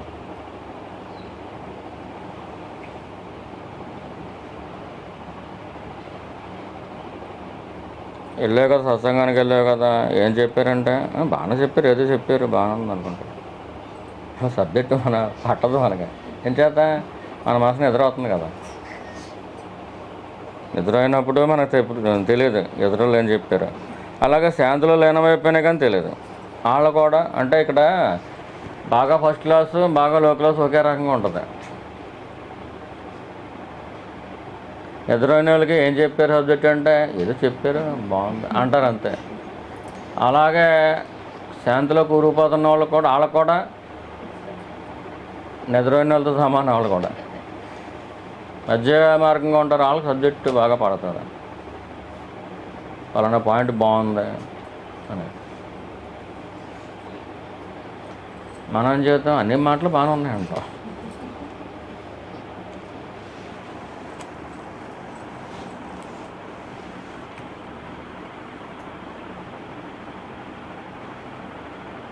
రామరాజు గారు ఇంటికంటే ఏం చెప్పాడు, దొంగే పోలీసు అని చెప్పాడు. ఇక్కడ ఏం చేస్తున్నాడా, అసలు మీరు ఇప్పుడు తెలుగుదేశం పార్టీ అనుకోండి, అందరూ తెలుగుదేశానికే వద్దాలి కదా, వీళ్ళు మా ఏంటది ఓటు ఆకేయాలి కదా.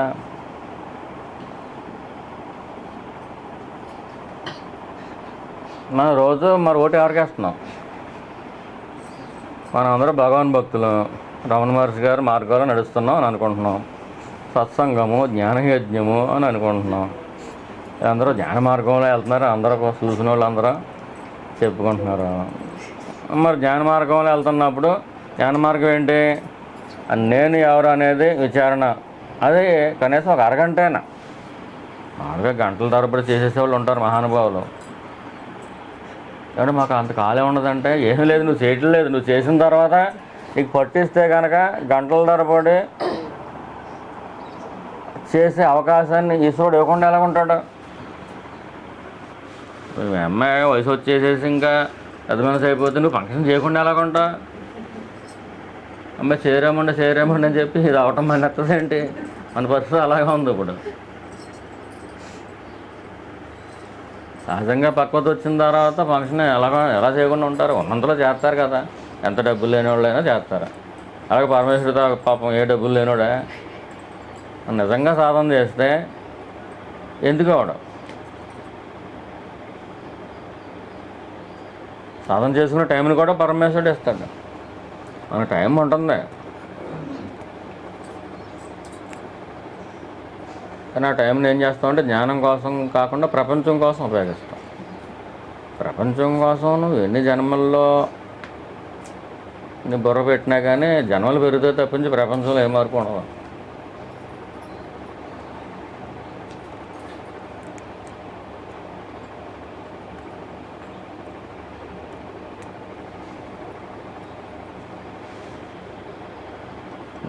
నిన్ను నువ్వే చూసుకోలేవా? నేనేం దగ్గర నువ్వు ఉండలేకపోతున్నావా? నేను ఎవరో నేను అంటే ఏంటి? నేను దగ్గర నేను ఉండమంటున్నారు కదా. నేనేం దగ్గరే, మీ అత్తగారు నేను దగ్గర కాదు, మీ విరోధులు నేను దగ్గర కాదు, నీ సొంత నేను దగ్గరే నేను ఉండమంటున్నారు. మనం అందరం మన సొంత ఇళ్లలోనే పడి ఉంటున్నాం కదా. పోనీ మా అద్దెళ్ళు అంటే పోనీ అద్దె కడుతున్నావు అనుకో, ఒక ఇంట్లో పడి ఉంటున్నావు కదా, నీ గొంపలో నువ్వు పడి ఉండు, బయట తిరగొద్దు అని చెబుతున్నారు. సరే, మనకున్న కొంప ఏంటిది? ఈ కొంప కాదు, ఈ దేహం అనే కొంప లోపల మనం పడి ఉన్నాం. ఎవరు పడి ఉన్న వాళ్ళు ఎవరు? నేను అంటే నీ దగ్గరే నిన్ను ఉండమంటున్నారు. పరాయాళ్ళ దగ్గర ఉండమంటలా, నీ దగ్గరే నిన్ను ఉండమంటున్నారు. నువ్వేం చేస్తున్నావు? నా దగ్గర నేను ఉండలేకపోతున్నానండి, నాకు పరాయాళ్ళ దగ్గరికి అయితే బాగుందండి అంటున్నా. మరి నీ దగ్గర నువ్వు ఎందుకు ఉండలేకపోతున్నావు? ఇప్పుడు పేడగొట్ట దగ్గర మనం ఉండగలమా? ఎంచేత కంపోతుంది. అంచేత నీ దగ్గర నువ్వు ఉండలేకపోతున్నావు. అక్కడి నుంచి రకరకాల తలంపులు వస్తున్నాయి. అంటే అక్కడ కంపు వస్తుంది, ఇక్కడేమో రకరకాల తలంపులు వస్తాయి. ఈ అబ్బాయి బాగా చెప్పాడు, పేడగొట్ట దగ్గర ఎందుకు ఉండలేవు, కంపు వస్తుంది. భగవాన్ ఏమంటున్నారా? నువ్వు పేడ దగ్గర ఉండొద్దు, నీ దగ్గర నువ్వు ఉండు. నేను నీ సొంత నేను దగ్గర నువ్వు ఉండు. ఎందుకు ఉండలేకపోతున్నావు? రకరకాల తలంపులు వచ్చేస్తున్నాయి, అక్కడ ఉండలేకపోతున్నావు. అక్కడ కంపు వస్తుంది, ఇక్కడేం వస్తుంది, రకరకాల తలంపులు వస్తున్నాయి. అంచేత ఉండలాగా బయటకు వచ్చేస్తున్నాం. అంటే మన లోపల ఏమన్నాయి? ఈ లోకంలో చెత్త కనపడుతుంది, మన లోపల బోల్డ్ అంత చెత్త కనపడుతుంది, బోల్డ్ అంత ఉంది. దాని బాధ భరించలేక మనం నేను దగ్గర ఉండలేకపోతున్నాం అంతే. అంటే మన బాధ అంటే మన అందం ఏంటో మన లోపల తెలుస్తూనే ఉంది. ఈ భౌతికమైన దేహాల ముఖాల ముక్కులు కాదు, మన అందం చందం ఏంటనేది లోపల పవిత్రత పెరుగుతూ ఉంటే మన దగ్గర మనం ఉండగలం. అంచేత పవిత్రతనిచ్చే పనులు చేసుకోండి అని చెప్పి పెద్దలు చెప్పారు. పూజ పునస్కారం ఇవన్నీ చేసుకోండి. కానీ మనం ఏం చేస్తాం? పూజ చేసుకుని ఏదో శాస్త్రంలో చెప్పారు అనుకుని కోరేసుకుంటాం. పూజ వల్ల పవిత్రత వస్తుంది,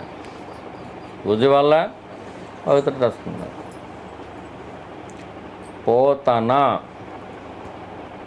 ఎవరో కృష్ణుడిని పాలిచ్చి చంపేద్దాం అనుకుంది, అదే చచ్చిపోయింది అనుకోండి. పోతాత్మ పరమాత్మ చ అని మన విష్ణు శాస్త్రంలో వస్తుంది. పోత అన్న పువ్వు అనే అక్షరానికైనా అర్థం పవిత్రత అని అర్థం. పూజ అంటే పవిత్రతకి జన్మనివ్వటం. మీరు చేసే పూజలో పవిత్రత జన్మిస్తుంది. కానీ మనకు ఎలా అలవాటు చేశారు? పూజ చేస్తే ఖచ్చితంగా ఏదో ఒకటి అడగాలి, అడగకపోతే నీకు ఏదో పట్టుకుంటుంది అన్నట్టుగా అలవాటు చేశారు పెద్దలు. మనకి మన పూర్వీకులకి భక్తి లేదు, ఆ భక్తి లేని వాళ్ళు మనకు అలా చెప్తారు. పూజ చేసి కోరుకుంటే అది ఎంత తప్పమ్మా. అది పూజ అంటే పవిత్రత జన్మనిస్తుంది, పవిత్రత పుడుతుంది. ఒక అరగంట సేపు దీపారం చేసినా, దండం పెట్టుకున్నాం, ఒక అష్టోత్తరం చదువుకున్నాం అనుకో, అంటే 108 మంత్రాలు చదువుకున్నాం అనుకో, కొన్ని జపమాలు తీసుకుని 108 సార్లు చేసుకున్నాం అనుకో, దానివల్ల పవిత్రత వస్తుంది. ఆ వచ్చిన పవిత్రతని పోగొట్టుకోవటం కోసం కోరికలు కోరుకుంటారు. పూజ అంతా అయిపోయిన తర్వాత మా పిల్లలు బాగుండాలి, లేకపోతే ఆయన బాగుండాలి, నేను ఇదే ఇంకా ఈ ఒక్కదాని వల్ల మొత్తం పోయింది. పూజ చేస్తే ఏం కోరుకోవాలి? ఏం కోరుకోకూడదు. అంటే వ్రతాలు కట్ట పెట్టారు. ఆ వ్రతాలు వేరు, ప్రత్యేకించి కోరికల కోసం పెట్టుకునేవి వేరు. అవి కూడా చెప్పారు, ఏ ఏ ముహూర్తాల్లో ఏ వ్రతాలు చేసుకోవాలి అటువంటి చెప్పారు. ఇక కానీ కోరికలు ఉంటే ఇంక మేము కోరుకోకుండా ఉండలేమండి, మాకు చాలా కష్టాలు ఉన్నాయి, అన్నీ పోవాలంటే అటువంటి వ్రతాలు చెప్పారు, అవి చేసుకోం. దానికి పూజకి సంబంధం లేదు. వ్రతం వ్రతమే, వ్రతం పూజ కాదు. వ్రతం వ్రతమే అది. వ్రతాన్ని పూజ అని ఎవరన్నారా? నిత్యము చేసుకునే దాన్ని, మనసుకు పవిత్రతనే ఉన్నట్టు నువ్వు పూజ చేసుకోవటం, పూజ అయిన తర్వాత విచారం చేసుకోవటం కంటిన్యూ చేసామనుకో, పూజ వల్ల పవిత్రత వస్తుంది. వచ్చిన పవిత్రత వల్ల మనకి విచారణలో నిలబడటం వస్తుంది. నీ దగ్గర, నీ సొంత నేను దగ్గర నువ్వు ఎక్కువసేపు నిలబడటం వస్తుంది. అంటే దేనికి ఉపయోగించుకుంటున్నావు అంటే, పూజ అనేది అన్నం గిన్నె కడుక్కోవడం లాంటిది అయితే, విచారణ అనేది వడ్డించుకు తినడం లాంటిది.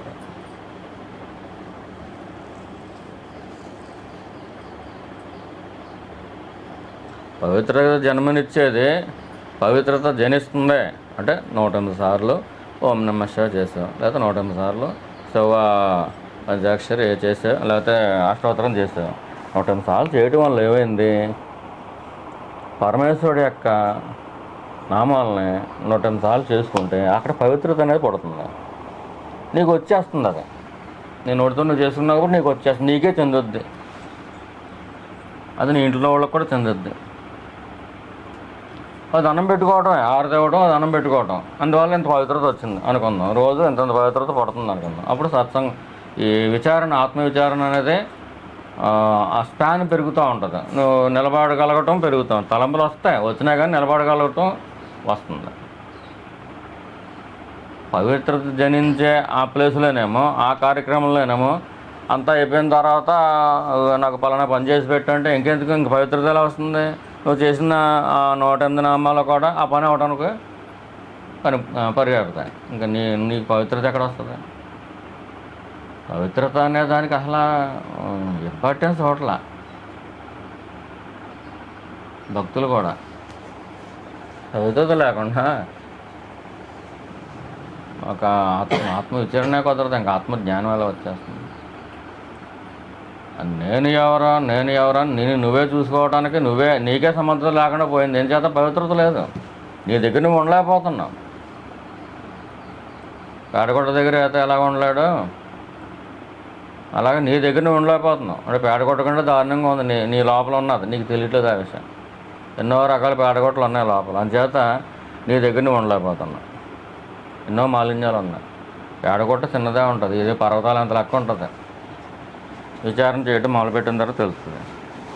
కానీ నువ్వు కంగారు పడక్కర్లేదు, ఒక పూజ చేసుకో, పవిత్రత వస్తుంది. ఆ పవిత్రతను ఉపయోగించుకొని నువ్వు ఇది చేసుకో, ఏంటి? విచారణ చేసుకో.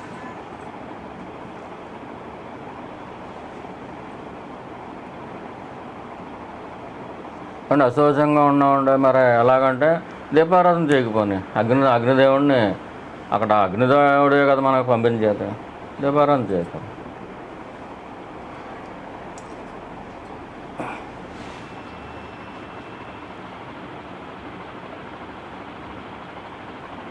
సర్వాన్ని హరించేస్తుంది విచారణ.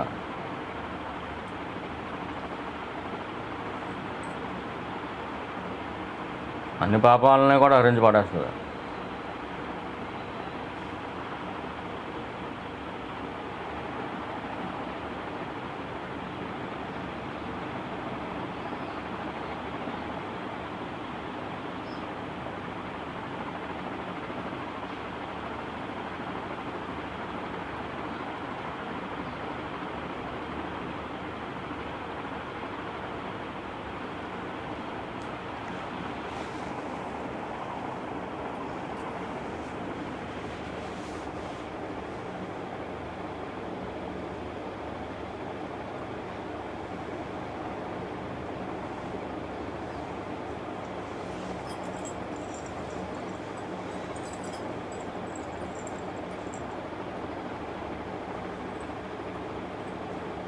నీ సొంత నేను దగ్గర నువ్వు ఉండలేకపోతే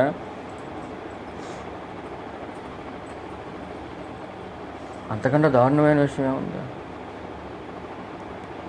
మీకు అర్థమయ్యేలా చెప్పాలంటే, ఇంట్లో భార్య భర్త ఉన్నారు, ఈ భర్త దగ్గర ఉండలేకపోతాను అంటుంది అనుకోండి, వాళ్ళిద్దరి సంబంధం ఎలాగుందా, బాగుందా బాగోలేదా, వాళ్ళతో నేను కాపురం చేయలేను అంటుంది.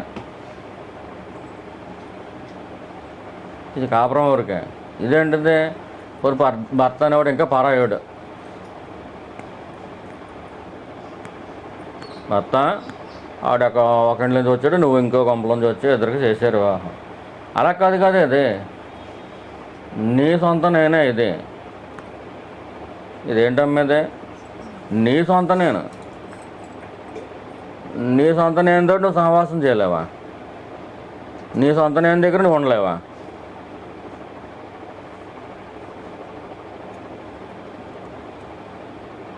మనందరూ రాక్షసులం కాదు కదా, మనుషులమే కదా. అందరూ మనుషులే కదండి, డౌట్ ఏం లేదు కదా. మానవులే అందరూ, ఓకే, డౌట్ లేదు. మరి నీ సొంత నేను దగ్గర నువ్వు ఎందుకు ఇంట్లో పోతున్నావు? పరవాళ్ళది కాదు కదా.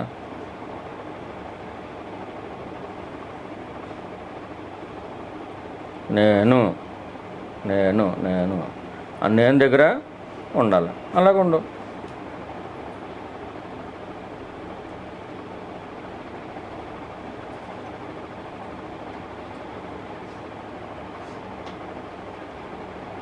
సత్సంగంలో ఉండగలగటం కాదు, ఇంటికి వెళ్ళిన తర్వాత ఉండి అలాగా.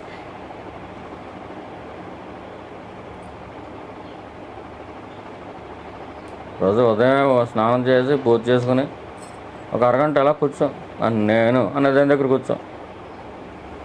నీతోటే నువ్వు ఉండు. శివుడితో అక్కర్లేదు, విష్ణువుతో అక్కర్లేదు, అమ్మవారితో అక్కర్లేదు, నీతోటే నువ్వు ఉండు.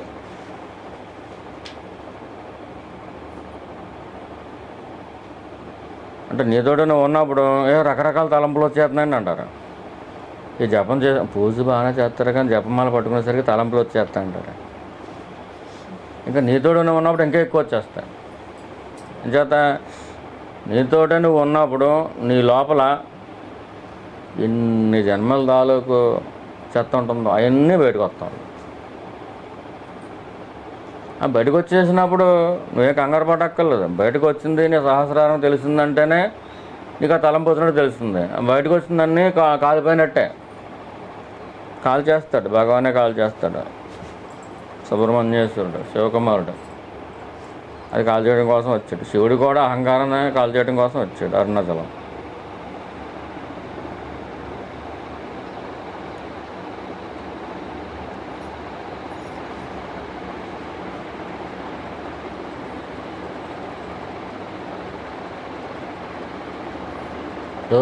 మీ అత్తగారు వచ్చారనుకోండి, అదే మీ అమ్మగారు వచ్చారనుకోండి. అత్తగారు వచ్చినప్పుడు ఎలా మాట్లాడుతున్నారు, అమ్మగారు వచ్చినప్పుడు ఎలా మాట్లాడుతున్నారు. అమ్మగారు వచ్చినప్పుడు కొంచెం ప్రేమగా క్లోజ్గా మాట్లాడతారు, కొంచెంసేపు ఒక అరగంట కూర్చొని మాట్లాడుకుంటారు. అత్తగారు వచ్చినప్పుడు ప్రేమగా క్లోజ్గా మాట్లాడుకుంటారు. ఏమో రకరకాల సొల్లు చెబుతుంది ఆవిడ. మరి అమ్మ కూడా చెబుతుంది సొల్లు. అమ్మ చెప్పే సొల్లేమో మనకి మన జ్ఞానాన్ని పొందేది మనం పట్టుకోవాలా, లేకపోతే మన మనసుకి ఏది సూట్ అయితే అదే పట్టేసుకుందామా? ధ్యానం కూడా గంటల తరబడి చేసేవాళ్ళు ఉంటారు.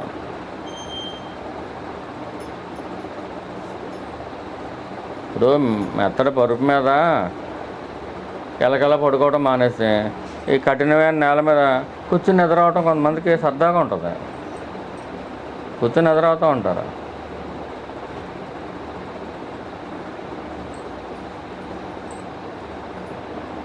ఒక 4 గంటలు కూర్చొని నిద్రయ్యారు అనుకోండి, చుట్టుపక్కల ఉన్న వాళ్ళు ఇంట్లో వాళ్ళందరూ ఏమనుకుంటారు, అబ్బాయి మా అబ్బాయి 4 గంటలు ధ్యానం చేసాడంటారు.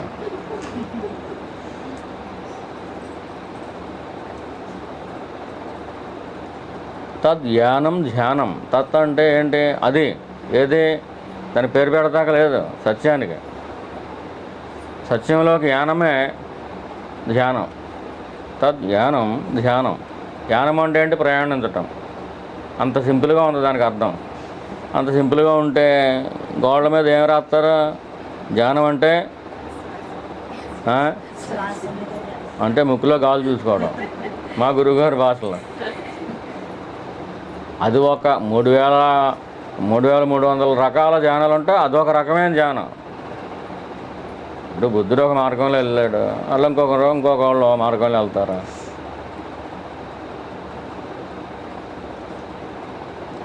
అంటే లోపల నీ దగ్గర నువ్వు ఉండలేకపోతున్నావు కదా, కానీ ధ్యానం దగ్గర చాలా చక్కగా ఉంటున్నావు, గంటల తరబడి ఉంటున్నావు. అంటే దాని అర్థం ఏంటి చెప్పండి? మోసం ఎక్కడ ఉంది చెప్పండి? ఈ ధ్యానాలు చేసే వాళ్ళందరికీ కూడా ఈ జాగ్రత్త చెప్పాలి మనం. మీలో కూడా ఎవరికైనా ధ్యానాలు అనేది ఇంట్రెస్ట్ ఉంటే ఉండొచ్చు. ఇప్పుడు నీ దగ్గరే, నీ సొంత నేను దగ్గరే, అంటే నేను అనుకుంటున్నావు కదా, నీ సొంత నేను దగ్గరే నువ్వు ఉండలేకపోతున్నావు కదా, అది ఎక్కడుందో నిన్ను నువ్వు కనిపెట్టలేకపోతున్నావు కదా. కానీ 4 గంటల విపరీతమైన ధ్యానం వల్ల ఆదమరిసి అలా ఉంటున్నావు. అంటే ఎత్తేరుగా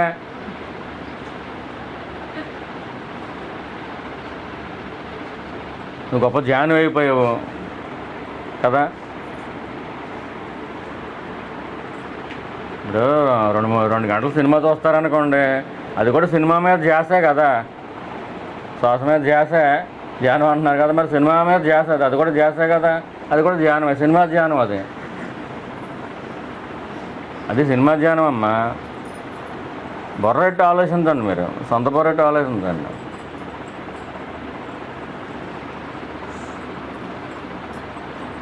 ఎవరో చెప్పారని కాదు, ఈ మహాకాల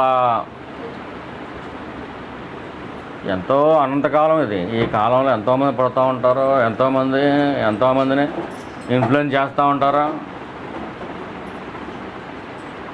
ఒక్కొక్కళ్ళు వచ్చారంటే మొత్తం లక్షలాది మందిని మార్చేస్తూ ఉంటారు.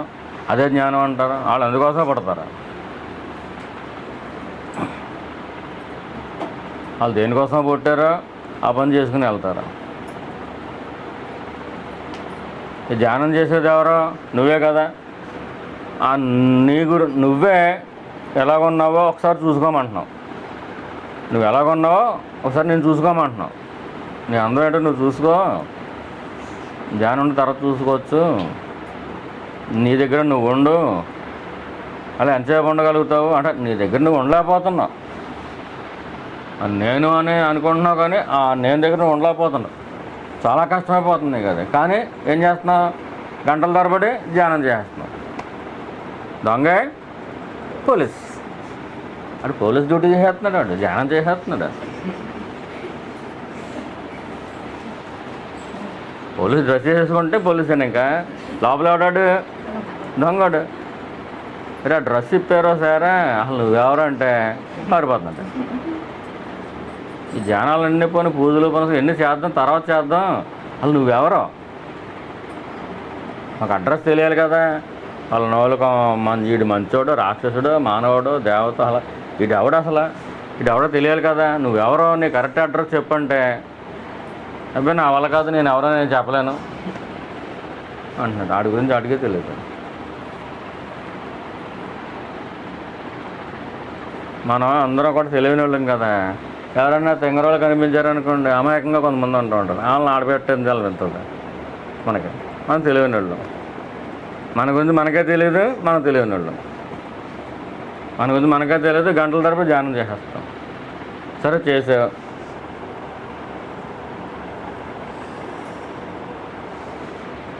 సంవత్సరాల తరబడిగా జీవితాల తరబడి చేసేస్తూ ఉంటారు.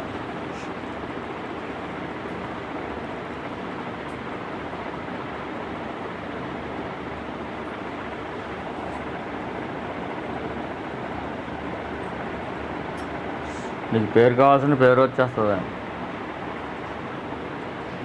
సిద్ధులు కావాల్సిన సిద్ధులు వచ్చేస్తాయి. గంటల తరబడి సంవత్సరాల తరబడి ధ్యానం చేసేవాళ్ళని అడగండి, ఏంటి నువ్వెవరో, ఈ ధ్యానాలు చేసింది ఎవరు, అసలు నీ దగ్గర నువ్వు ఎంతసేపు ఉండగలవు? గొప్ప ధ్యానులు కదా వీళ్ళు. మరి వీళ్ళందరూ వాళ్ళ సొంత నేను దగ్గర వాళ్ళు ఎంతసేపు ఉండగలరు? 60 సెకండ్లో, అంటే 1 నిమిషం పాటు ఉండగలరా? నేను అనే స్మరణని అలా పట్టుకుని ఉండగలరా? 1 నిమిషమే.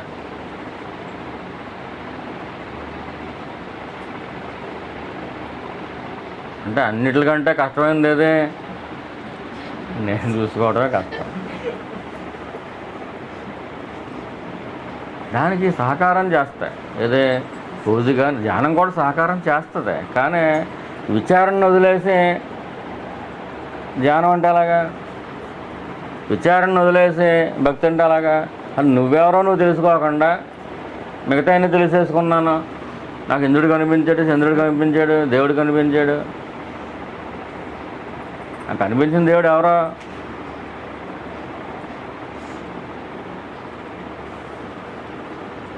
అది ఎందుకు వచ్చి కనిపించాడు? వాడు కళ్ళ కనిపించాడా, ఎల్లా కనిపించాడా? అంటే భ్రమ ముదిరిపోతే ఎల్లా కూడా కనిపిస్తుంది. ఇట్లా భ్రమలు అంటారు. నిన్ను చూసుకోవడం భ్రమ కానే కాదు,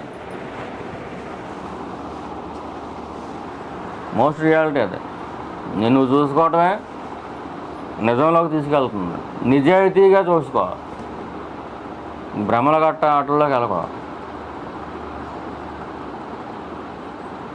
నిజ మార్గం, రుజు మార్గం, నిజాయితీ గల మార్గం భగవాన్ చెప్పింది. మన చిత్తశుద్ధి నిజమైతే, మన జిజ్ఞాస కరెక్ట్ అయితే కనుక ఏదో ఒక నాటికి ఈ రమణ మహర్షి గారి మార్గంలోకి రాకమానం. మనం ఎన్ని మార్గాల్లో తిరిగినా, మేము కూడా అన్నప్పటి నుంచి జెండాలు అట్టుకు తిరిగాం. లోకం అంతా మార్చేద్దాం అనుకుంటున్నాం. ఒక్కడ కాదు కదా, ఎవడో మారడం. బయట వాళ్ళు కాదు, నీ ఇంట్లో వాళ్ళే మారడం. ఇంకా కరెక్ట్గా చెప్పాలంటే నీ సొంత మనసే నీ మాట ఉందా, నువ్వే మార్చేది లోకాన్ని. లోకాన్ని మార్చేది నీ సొంత మనసే నీ మాట ఉంది కదా. ఇప్పుడు జ్వరం వస్తుంది, కరెక్ట్గా అప్పుడే మంచి అక్కడ పక్కింటి వాళ్ళు వేస్తూ ఉంటారు పెసరెట్, ఆ వాసన వస్తూ ఉంటుంది. చిచ్చి జ్వరం పెరిగితే పెరిగిపోయింది, తినేద్దాం అనిపింది. డాక్టర్ ఏమో ఏం తినొద్దు అంటాడు.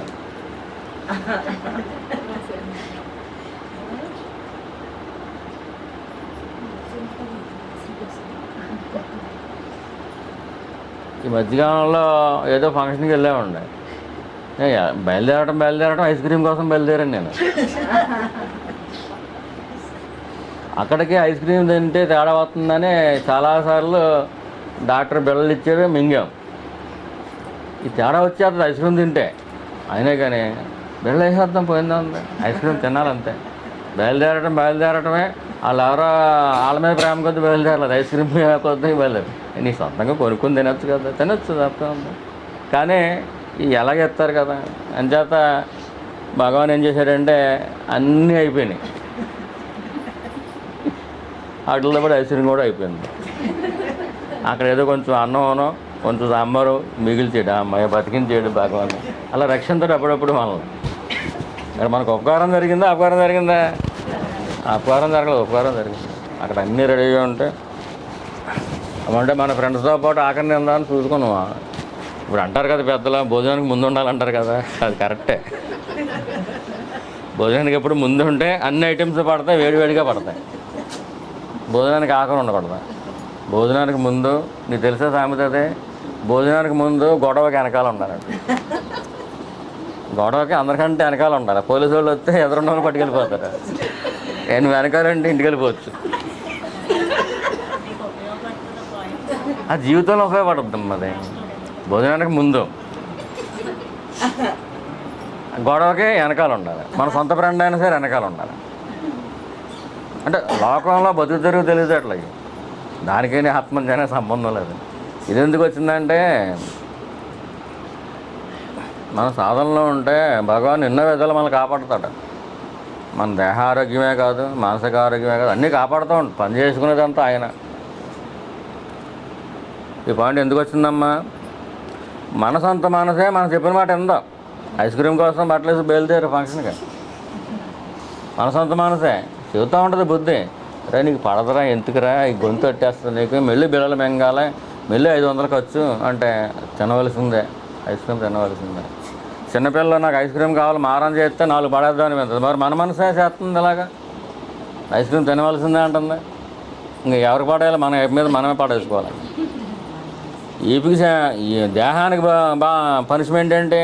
తప్పు చేసింది మనసు. తప్పు చేసింది ఎవరో? మనసు. పనిష్మెంట్ ఎవరికి ఇస్తున్నావు? దేహానికి ఇస్తున్నాం. మనసు దొరుకుతుందా? దొంగే పోలీసు, ఆడు దొంగాడు. అంచేత మరి విచారణలో ఆడలా దొరుకుతాడు. మన దొంగనే డైరెక్ట్గా ఎన్కౌంటర్ చేస్తున్నాం. ఈటు పోలీస్ డ్రెస్ వేసుకుని చెప్పి ఇలాగ ఉన్నాడు కదా, అన్నే చూద్దాం. పగలు డ్యూటీ అయిపోయింది, ఇప్పుడు రాత్రి దొంగతనానికి ఎలా పోతున్నాడు ఇప్పుడు కూడా చూద్దాం. నువ్వు రోజు అరగంట ప్రాక్టీస్ చేస్తే కనుక అరగంట స్పాన్ రోజు ఇంక అరగంట ప్రాక్టీస్ కరెక్టే, దాని ఫలితం మొత్తం పగల నైట్ కూడా వచ్చేస్తుంది, ఓవర్లైప్ అయిపోద్ది దాని result.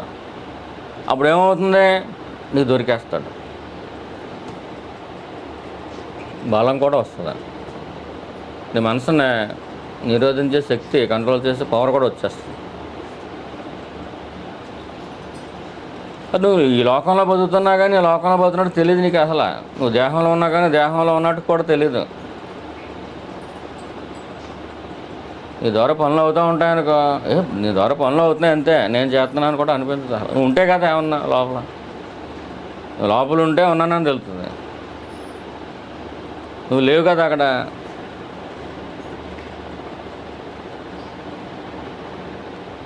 There is no I feeling, there is no ego.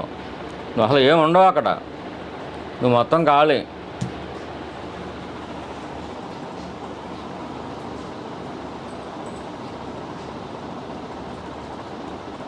ఉన్నదే పరమేశ్వరుడు, సకలము పరమేశ్వరుడే, అంతా ఆయన విభూతి ఇదంతాను, ఆయన ఐశ్వర్యం ఇదంతా. ఎక్కడికి వెళ్ళినా శాంతే నీకు, ఎక్కడికి వెళ్ళకపోయినా శాంతే. నీ దగ్గర నువ్వు ఉండగలిగితే, శాంతిగా ఉండగలిగితే, నీ లోపల ఆ పేడగొట్లన్నీ ఏవైపోయినట్లెక్క రాక్షస గుణాలన్నీ బయటకు పోయినప్పుడే నువ్వు అలా ఉండగలవు. ఇంక నీలో నువ్వు రమించగలుగుతూ ఉంటే అదే, నిన్ను నువ్వు ఎంజాయ్ చేయగలగటం ఉంటే అదే. నువ్వు ఎంజాయ్ చేస్తున్నప్పుడు అసలు బయటికి వెళ్ళాలనిపించదు.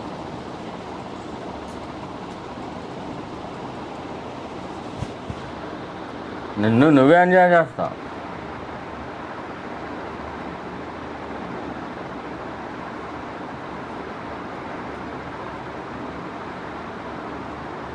ఆ తేనెటీగలని ఆ తేనె పట్టు నుంచి లాగటం, బయటకు లాగటం ఎంత కష్టం.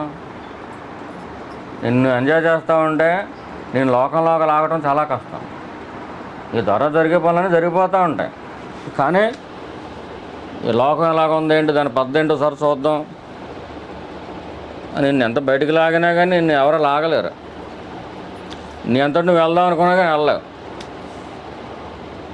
ఏ స్థితిలో? నేను నువ్వే ఎంజాయ్ చేస్తున్నప్పుడు, ధ్యానం చేస్తున్నప్పుడు వాళ్ళు ఆ స్థితులు వేరు.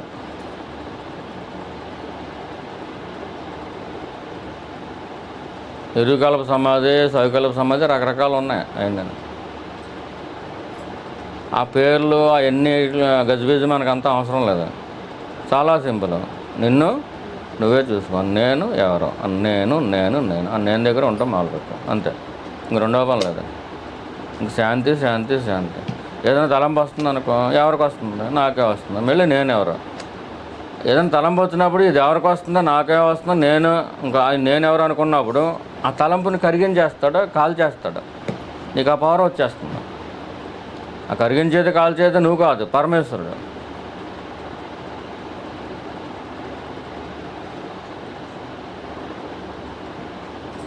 ఇప్పుడే చాలామంది ఏంటంటే కాశీ వెళ్ళిపోదాం, 9 ఇంక చచ్చిపోదాం అక్కడే, అప్పుడు కాల్ చేస్తారా, ఆ జీవుణ్ణి సోలంతో ఎత్తుతాడంట పరమేశ్వరుడు. అక్కడ చెవిలో ఊతాడంట తారకనామం, ఇంకా ఆడికి మెల్లి పుట్టడంట. ఏమో పోయేటప్పుడు కాశీలోనే పోతామని చెప్పలేం, ఎక్కడ పోతాం మనం చెప్పలేం, మనకు ఎక్కడ రాసుకోవడం చెప్పలేం. నువ్వు ఎక్కడికే వెళ్ళిపోక్కర్లేదు, నీ ఇంట్లోనే నువ్వు ఉండు, ఖర్చే ఉండదు. కాశీ వెళ్ళి అక్కడ నదులు, అక్కడ కాటేజీలు కూడా కొనుక్కో, నీ ఇంట్లో నువ్వు ఉండు. అలాగే అంతకంటే ముఖ్యమైనది ఏంటి? నీతోడే నువ్వు ఉండు. నీ ఇంట్లో నువ్వు ఉండంటే బాగానే ఉంది, కానీ నీతోనే నువ్వు ఉండంటేనే మొత్తం సమస్య వచ్చేస్తుంది. నువ్వు ఎవరితో ఉండాలమ్మా? నీతోటే ఉండాలి. నీ ఇంట్లో నువ్వు ఉంటావు, కానీ నువ్వు ఎవరితో ఉంటావు? దేహం నీ ఇంట్లో ఉంటుంది, కానీ నీ మనసు ఎక్కడ ఉంటుంది? కాలేజీకి వెళ్ళాడు కొడుకు, ఆడి గురించి, లేకపోతే కూతురు పలానా చోట ఉంది ఆడి గురించి, లేకపోతే ఆయన ఎక్కడికి వెళ్ళాడు ఏంటో ఆడి గురించి, లేకపోతే ఎన్ని కాకపోతే ఫ్రెండ్స్తో.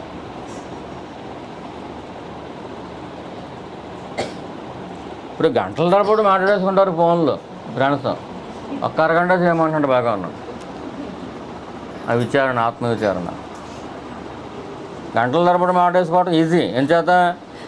ఎవరో వాళ్ళ సొంత నేను దగ్గర ఉంటుందా, వీళ్ళ సొంత రాక్షసుని వీళ్ళు దాచేస్తున్నారు, వాళ్ళ సొంత రాక్షసుని వాళ్ళు దాచేస్తున్నారు, ఇద్దరు మాట్లాడేసుకుంటున్నారు.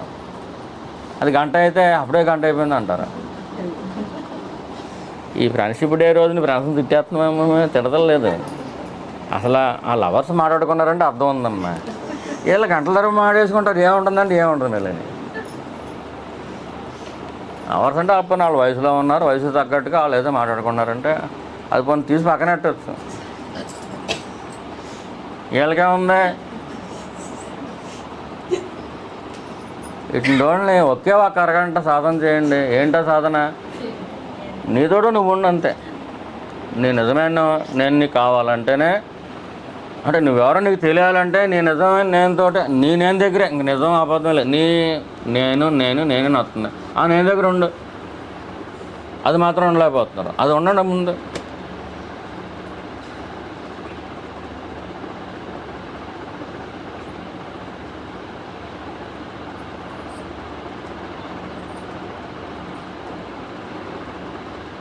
సముద్ర మదనం చేస్తే ముందుగా హాలాహలం పుట్టిందంట. ఆ హాలాహలాన్ని ఎవరు తాగారు? శివుడు తాగేసాడు. అలాగే మీకు ఏమైనా రకరకాల తలంపులు, ఈ రాక్షస మాలోకాలు అన్నీ వస్తూ ఉంటాయి. ఆయన శివుడు తాగేస్తాడు. ఆయన తాగితేనే మీకు శాంతి, లేకపోతే శాంతి ఎక్కడ? శివుడు తాకుండా మనకు శాంతి ఎక్కడ వస్తుంది? శివుడు ఎంతో ఉపకారం చేస్తాడు మనకు. మనం ఆయనకి దండం పెడతాం లేదేం చూడడం. ఈ గర్ల కంటుడికి వీళ్ళందరూ దండాలు పెడితేనే తాగాడా? లేదు.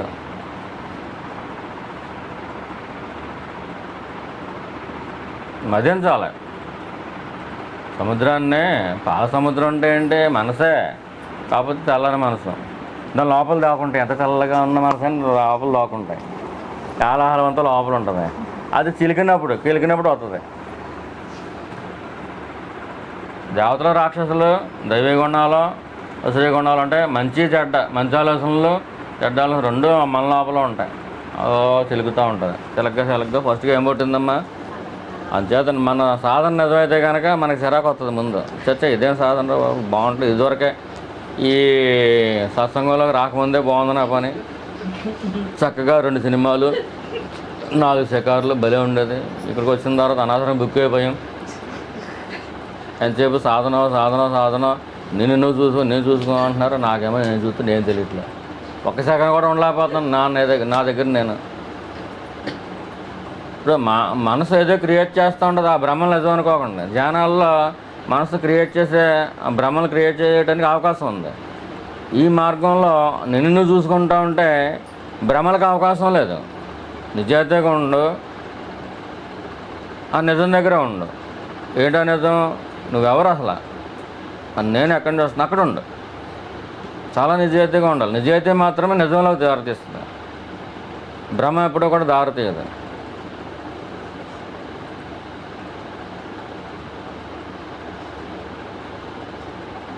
మీకు కాళ్ళు అవుతున్నాయండి, లేకపోతే మమ్మల్ని వెళ్ళిపోమని అర్థం? తాగండి అయితే. పాపం నిలబడ్డారు కదా. అంటే ఈ మీటింగ్లు గట్టా చెప్పినప్పుడు చప్పలు కొట్టేస్తూ ఉంటారని నువ్వు వెళ్ళిపోరని అర్థం. ఇప్పుడు అక్కవాళ్ళు లేసారు, ఇంకొకరు ఎదురు ముగ్గులు వేస్తే మేము చెప్పకుండా వెళ్ళిపోతాం.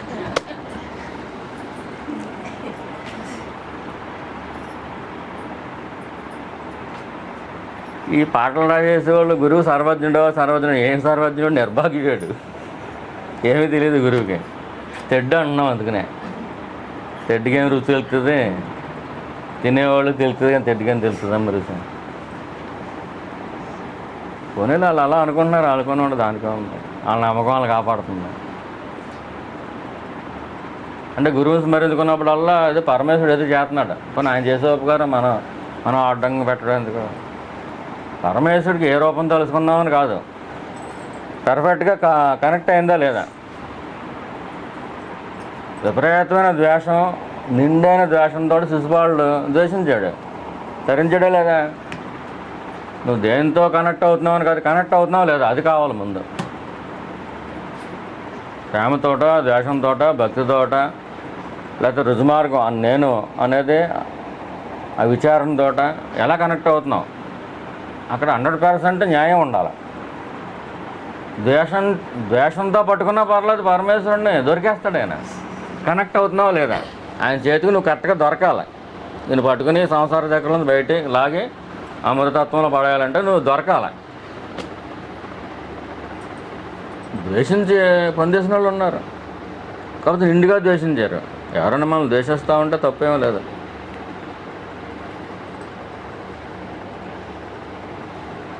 కానీ సాధకులకు ద్వేషం పనికిరాదు. లోకంలో భగవద్గీతలో చెబుతారు కదా, ఈ లోకం ప్రకారం లోకాన్ని ద్వేషంతో లోకంలోనే ఉంటాయి ఎంతసేపు. నువ్వు ఇంట్లో కూర్చున్నా కానీ లోకం అనేది నీ లోపల ఉంటుంది. ద్వేషం. ఆ ద్వేషం ఏదో ఆ తిట్టుకునేది అయితే దేవుడిని తిట్టుకున్నా బాగుండు.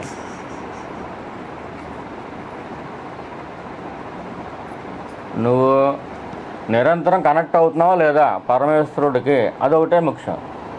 నీది ప్రేమ మార్గమా, భక్తి మార్గమా, ద్వేష మార్గమా, ఏ మార్గం అని కాదు.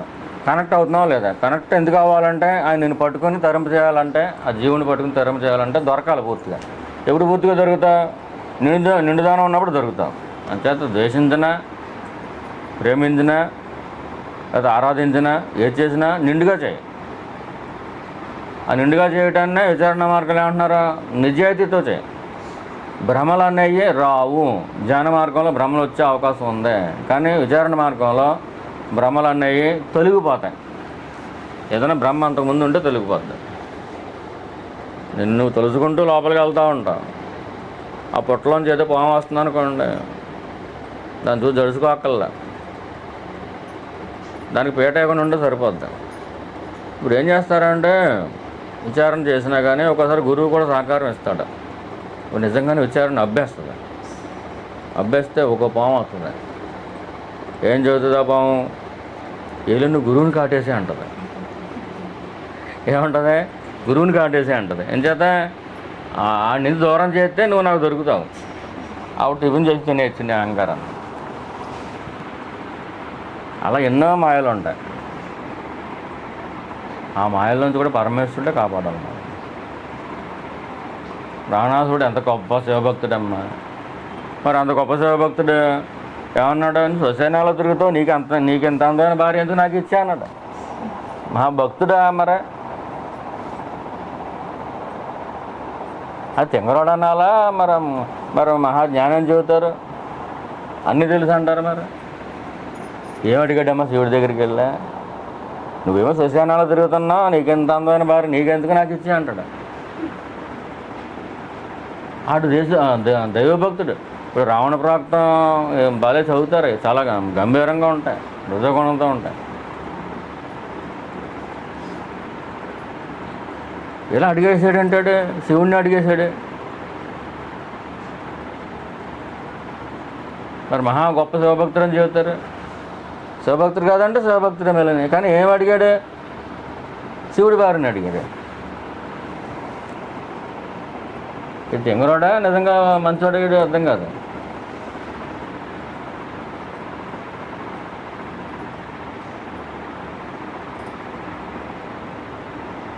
అంటే అందుచేత నువ్వు మిగతా మార్గాల మిగతా యోగాల ఏదో భ్రమలో తీసుకెళ్ళిపోతుంది. మహా రావణాసురుడినే మాయ చేసింది. మరి ఆవిడ ఏ యోగా ప్రాక్టీస్ చేసాడో తెలియదు. కానీ ఏమడిగాడు? శ్మశానాలు తిరుగుతూ నీకెంత అందమైన భార్య ఎందుకు నాకు ఇచ్చే అంటాడు ఆడు. మరి ఏ యోగాలో వెళ్ళాడో తెలియదు. రకరకాల యోగాలు ఉన్నాయి కదా. అసలు లోపల శుద్ధి కావాలి. అంచేత అంటారు కదా, చిత్తశుద్ధి లేని శివపూజలు. అలా అంటే చిత్తశుద్ధి అయ్యే వరకు శివపూజ చేయకూడదా? శివపూజ చేసే కొద్దీ చిత్తం శుద్ధి అవ్వాలి, అది టార్గెట్. మీరు పొద్దురేలు వేసారు, శివుడికి అష్టోత్తరం చేసుకున్నారు, దండం పెట్టుకున్నారు, పవిత్రత వస్తుంది, మనసు పవిత్రత వస్తుంది. ఎక్కడ ఉంటుందండి? మేము భూతత్వం పెట్టి చూసుకుంటామంటే నీకు కనపడదు. అది నీకు పవిత్రత వస్తుంది. అది శాస్త్రం చెప్పింది, పెద్దలు చెప్పారు, మహర్షులు చెప్పారు, అది నమ్ము. కానీ ఏంటి, ఆ వచ్చిన పవిత్రత నువ్వు పాడు చేసుకోకూడదు. పూజ అయిన తర్వాత నువ్వు కోరుకుంటున్నావు, అందువల్ల పాడవుతున్నావు. అలా కోరుకోవటం అనేది వీడి దగ్గర ఉంది. ఎవరి దగ్గర? రావణాసుడి దగ్గర. పూజ అయిన తర్వాత కోరుకుంటాడు.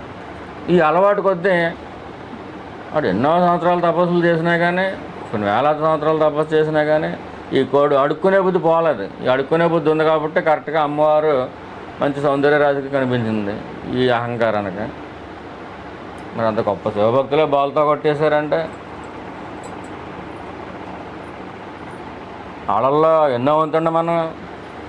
రావణాసుడి భక్తులు ఎన్ని కోట్ల వంతు మన భక్తి. కానీ అంత గొప్ప శివభక్తుడు కూడా ఎలాగా భ్రమలా పడ్డాడు? ఈ కోరిక అనేది ఉండటం వల్ల భ్రమలా పడ్డాడు.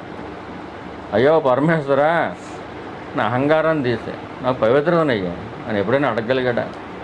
నాకు శక్తినియ్యి, లేకపోతే ఇంద్ర దేవతలనైనా సరే కొట్టేసి దమ్మియ్యి, రకరకాల అంటే నాకు సావు లేకుండా చెయ్యి, మొత్తం అందరినీ చంపేసే శక్తి ఇయ్యి, బలాన్ని ఇయ్యి, ఇవే కోరాడు. ఇవన్నీ ఏంటయ్యి? అది జ్ఞానం. అది జ్ఞానం కోసం భక్తి, అజ్ఞానం కోసం భక్తి. అదే ఎవరిదే? మందే.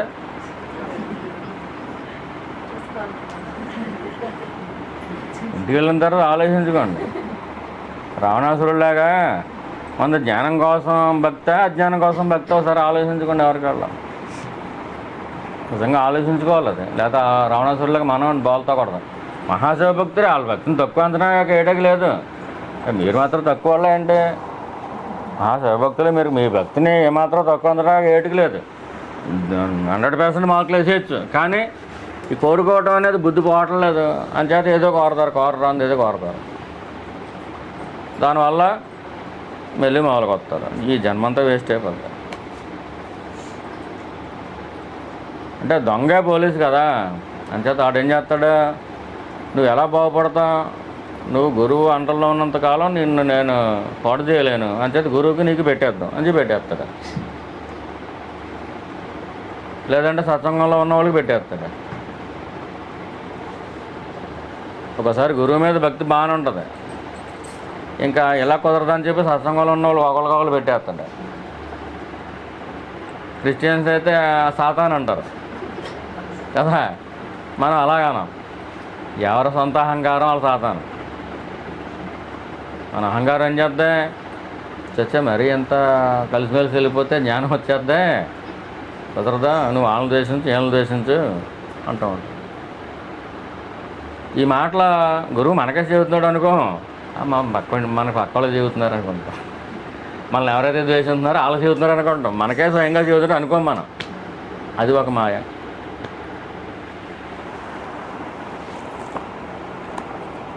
మనం మారాలంటారా? ఏం మారద్దు, నీతో నువ్వు ఉండు. ఈ మార్పు ఏం రావాలనేది చూసుకుంటాడు ఈశ్వరుడు. నువ్వేం మారద్దు, నువ్వు మారొద్దు, ఇతరుల మాత్రం అనుకోవద్దు. ఏం చేయాలి? నీతోనే నువ్వు ఉండు. అంటే నేను నేను నేను ఆ నేను దగ్గర నువ్వు ఉండు. నిరంతరం ఉండు. నిరంతరం ఉండటం ఎప్పుడు వస్తుంది? కనీసం ఒక అరగంట ప్రాక్టీస్ చేస్తే అప్పుడు వస్తుంది. మేము వాకింగ్ గట్ట ఏం చేయమంటే మాకు ఆరోగ్యం ఎప్పుడు బాగానే ఉంటుంది. అలా వాకింగ్ చేయవలసిన పని లేదు, మీ ఇంట్లోనే అటు ఇటు నడిచేస్తాం, రోజు 1 కిలోమీటర్ నడుస్తుందానికి లెక్క వస్తుందా అని అంటారు కొంతమంది. అది కరెక్ట్ కాదు. రోజు కరెక్ట్గా ఒక 1 అవర్ వాకింగ్ చేస్తే వాడికి ఇమ్యూనిటీ పవర్ పెరుగుతుంది, ఆరోగ్యం బాగుంటుంది, రకరకాల జబ్బులు రావు.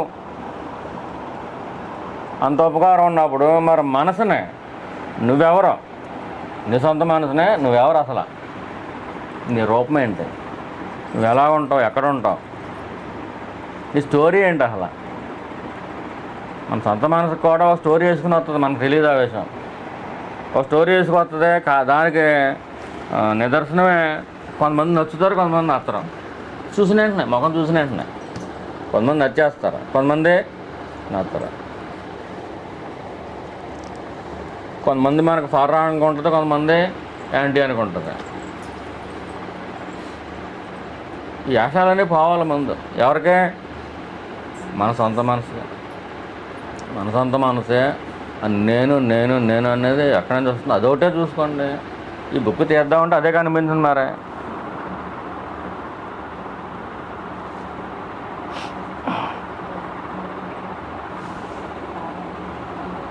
ప్రారంభ దశలో ధ్యానం తేలిగ్గా ఉంటుంది, నచ్చుతుంది కూడా. కానీ సత్యాసత్యాలు విచక్షణ జరగాల. ధ్యానం బాగా చేసిన వాళ్ళకి నిజాయితీగా చేస్తే ఆత్మవిచారణ కూడా బాగా అబ్బుద్ది. భగవాన్ అదే చెబుతున్నారు. ఏంటి, ఆ అభ్యాసమే ఆత్మవిచారానికి దారితీస్తుంది. ఈ పూజ చేసుకున్నా కానీ పవిత్రత వస్తుంది, ఆత్మవిచారానికి దారితీస్తుంది. ధ్యానం చేసుకున్నా కానీ పవిత్రత అంటే నీలో నిజాయితీ ఉంటే. ధ్యాన మార్గంలో నిజాయితీకి వెళ్ళిన వాళ్ళని భగవాన్ లాక్కోకుండా ఉండడం, ఆత్మధ్యానాన్ని ఇవ్వటం కోసం.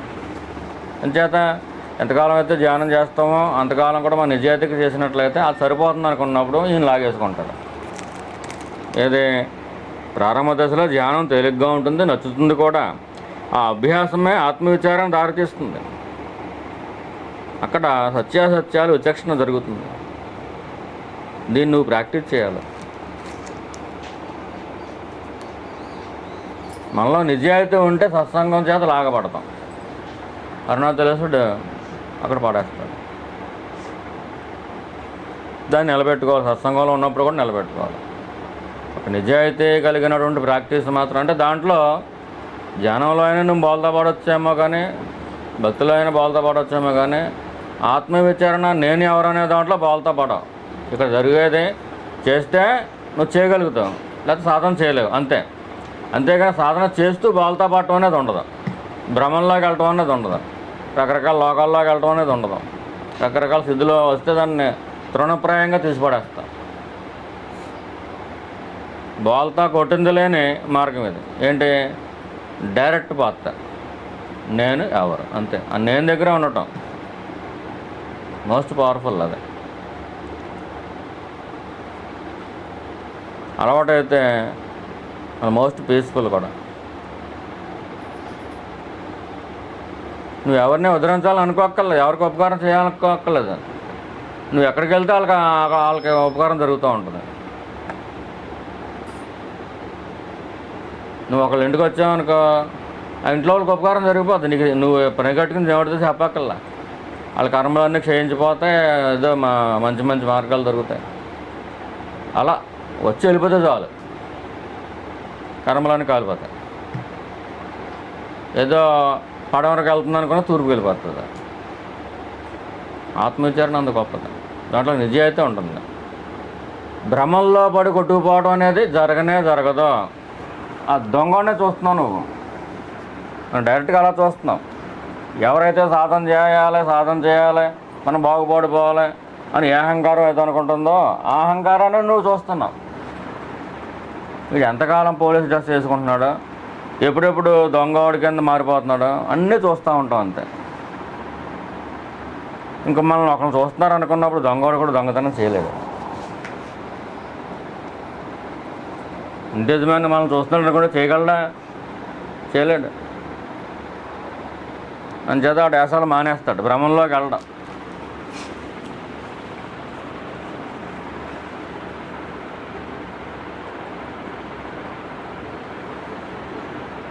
ఈ కావ్యకంఠ కనబోతే ఏమని దీని బ్రహ్మాస్త్రం అన్నాడు.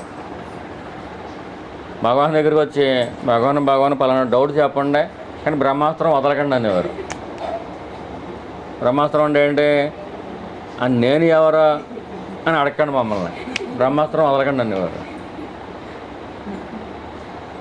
కొంతమంది ఏమంటారంటే బ్రహ్మాస్త్రం వాళ్ళు ఎవరికైనా బ్రహ్మజ్ఞానం వస్తుందమ్మా, ఆత్మజ్ఞానం వస్తుందా, జన్మ పరంపర కాలిపోద్దా,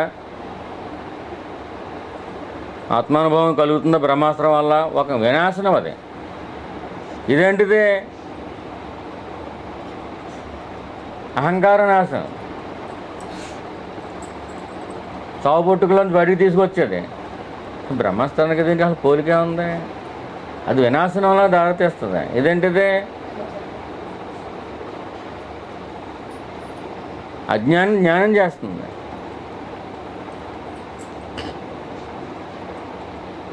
ఊరికి యథాలాపంగా ఆయన అన్నాడు. ఆయన అంటే ఏదన్నా అడిగితే ఈ ప్రశ్నించే నువ్వెవరో అని అడగకండి, అది మాకు చేత కాదు. అంటే నిజంలోకి తీసుకెళ్ళకండి. ఈ మాయ ఉంది, ఈ మాయలో మేము ఏదో ఆటలాడుకుంటున్నాం, దీంట్లో ఆడు మంచోడా ఈడు మంచోడా చెప్పండి, అంతే కదా లోకం. ఏదో జడ్జిమెంట్ ఇచ్చేసి మమ్మల్ని పంపించేయండి, మేము బొవ్వాలాట ఆడుకుంటూ ఉంటాం. ఈ జన్మలో బొవ్వాలాట ఆడిపోతే వచ్చే జన్మలో ఆడుకుంటాం. ఆ వచ్చే జన్మలో కూడా బొవ్వాలాట మనకి సరిపోతే ఇంకో జన్మ తీసుకుంటాం. అలా జన్మలు తీసుకుంటూ వెళ్ళిపోతూ ఉంటాం అంతే. ఎంత అందంగా ఉంటాయో జన్మలో. పుట్టడం, కొంతకాలం చక్కగా క్రికెట్లో ఆడుకోవటం, ఐస్ క్రీములు తింటాం, తర్వాత ఏమో మళ్ళీ దేహాల మోహాలు అంటాం, తర్వాత పెళ్ళిళ్ళు అంటాం, పేరెంటాలు అంటాం, బోళ్ళు అంత ఉంది. మళ్ళీ ఇల్లు కట్టుకోవాలంటారు, దానికి లోన్ అంటారు, అప్పు తీసుకోవాలంటారు, ఎప్పుడు తీరుతుందో అనుకుంటూ ఉంటారు. ఈలోపు పళ్ళు ఊడిపోతాయి, కొత్త పళ్ళు వేసేసుకుంటాం, జుట్టు ఊడిపోతాయి, అవసరం ఉగ్గులెట్టేసుకుంటాం, ఇల్లు ఇలాగా ఉంటుంది, పోతాం. చాలామంది ఎంతో కష్టపడి జీవితాంతా పోగేసి కట్టుకున్న ఇల్లు కట్టిన తర్వాత అమ్మ భలే ఉందని చెప్పి ఒక 6 నెలలు అనుకున్న తర్వాత పోతారు. 6 నెలలు వాళ్ళు ఉండేది దాంట్లో. ఆ తర్వాత ఎవరో వస్తారు, ఉంటుంది దాంట్లో. ఇల్లు కట్టుకొద్దామని కాదులండి, ఇదంతా కూడా వెళ్ళిపోతూ ఉంటుంది. ఈ ఇంట్లో 6 నెలలు ఉండిపోయాడు కదా, ఆడేమో మళ్ళీ ఆ ఇంటి చుట్టూ ఉంటాను అంటాడు. అదో గొడవ. నేను ఎంతో కష్టపడి కట్టుకున్నాను, వాళ్ళు ఎవరో వచ్చి ఉంటున్నారు, నేను ఉండేస్తాను. వాళ్ళు కొనుక్కున్నారు కదా, అది లెక్క కాదు, ఇది నా ఇల్లు అనుకుంటాడు. ఆ ఇంటి చుట్టూ ఉంటాను అంటాడు. అదో మాయ. లేదంటే ఈ బుద్ధి అలా పోయింది కదా, ఈ ఇంట్లో ఉండలేకపోయాం అని చెప్పి అనిపిస్తూ ఉంటుంది. వాడికి పుట్టినప్పటి నుంచి కూడా ఏదేమో ఏ ఇల్లు ఉందో చూసుకుంటూ ఉంటాడు.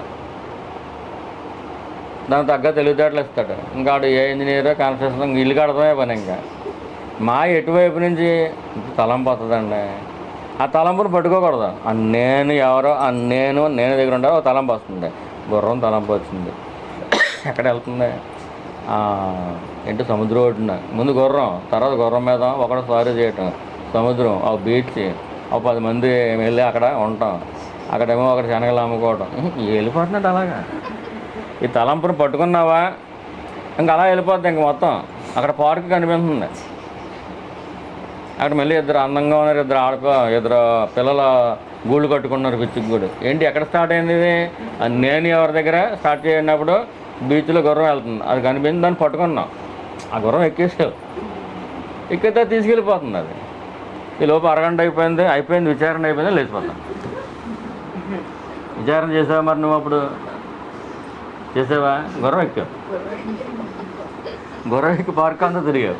ఈ లోపు అరగంట అయిపోయింది అనుకోండి. ధ్యానాలు కూడా అంతే, వాటిలోకి వెళ్ళకూడదు. ధ్యానం చేస్తే ఆ తలంపులోంచి వెళ్ళిపోయి ఆ తర్వాత నిద్రాణ స్థితిలోకి వెళ్ళిపోవటం, అది దాంట్లో తప్పించుకోవడం కష్టం, కానీ దీంట్లో తప్పించుకోవడం ఈజీ. ఆ తలంపు వచ్చినప్పుడు ఎవరికి వస్తుంది తలంపు? గుర్రం ఎవరికి కనిపించింది? నాకే. మెల్లి వెనక్కి తెచ్చేసి లోపల పెట్టాను. నేను ఎవరు? నేను అంతే. అక్కడే మళ్ళీ ఏదో తలంపు వస్తుంది, ఈ తలంపు ఎవరికి వస్తుంది? నాకే వచ్చింది. నేను ఎవరు? నేను దగ్గర ఉండటం. ఇప్పుడు మీ దగ్గర మీరు ఉండగలగటం అనేది కష్టమైపోతే మీరు ఎంత అనకూడదా? దుర్మార్గులు ఆలోచించుకోండి. మీ దగ్గర మీరు ఉండలేకపోతున్నారు కదా, మన మంచోళ్ళు దుర్మార్గులు చెప్పండి. దుర్మార్గులే ఒప్పుకోవాలి, మన నిజం ఒప్పుకోవాలి భగవాన్ దగ్గర. అందుచేత భగవాన్కి దండం పెట్టుకుని ఏదో అయిపోయిందిలే, ఇప్పుడు మంచిదానికని చెయ్యి, నా దగ్గర నేను ఉండలేకపోతున్నాను భగవాను. ఇతరుల చేత కాదు, నా చేత నేను భరించలేకపోతున్నాను. ఈ దుర్మార్గాలు సన్మార్గాలు చేసి ఆ వచ్చిన తలంపునన్నా ఆ గుర్రం ఎక్కేయడం మానేసి నేను దగ్గరికి తీసుకురా అని చేయగా మొట్టమొదటిలో పుట్టేదేంటి? హలాహలాన్ని శివుడు తినేస్తాడు. ఏం కంగారు పడకండి. అందుచేత మీ ఆత్మవిచారణ, నేను ఎవరు అనేది బాగా ముందుకు సాగాలని చెప్పి భగవాన్ ప్రార్థిస్తున్నాం. ఈ రోజున మీ సాధనం బాగా సాగాల, నిజాయితీతో సాగాల, ఏ భ్రమంలో పడకూడదు, నిజంలోకి తీసుకెళ్ళాలి సాధన. మనకేం కావాలమ్మా? మనం ఎవరో తెలుసుకుంటే చాలు, ఇంకేం అక్కర్లేదు. దాన్నే ఆత్మజ్ఞానం అంటున్నారు. మీరు పాట పాడేశారు కదండి. అరుణాచల శివ అరుణాచల శివ అరుణాచల శివ అరుణాచల. ఇంకో పాట పాడదామని ఉందా? పాడండి అయితే. ఇదిగోండి, ఇదిగోండి.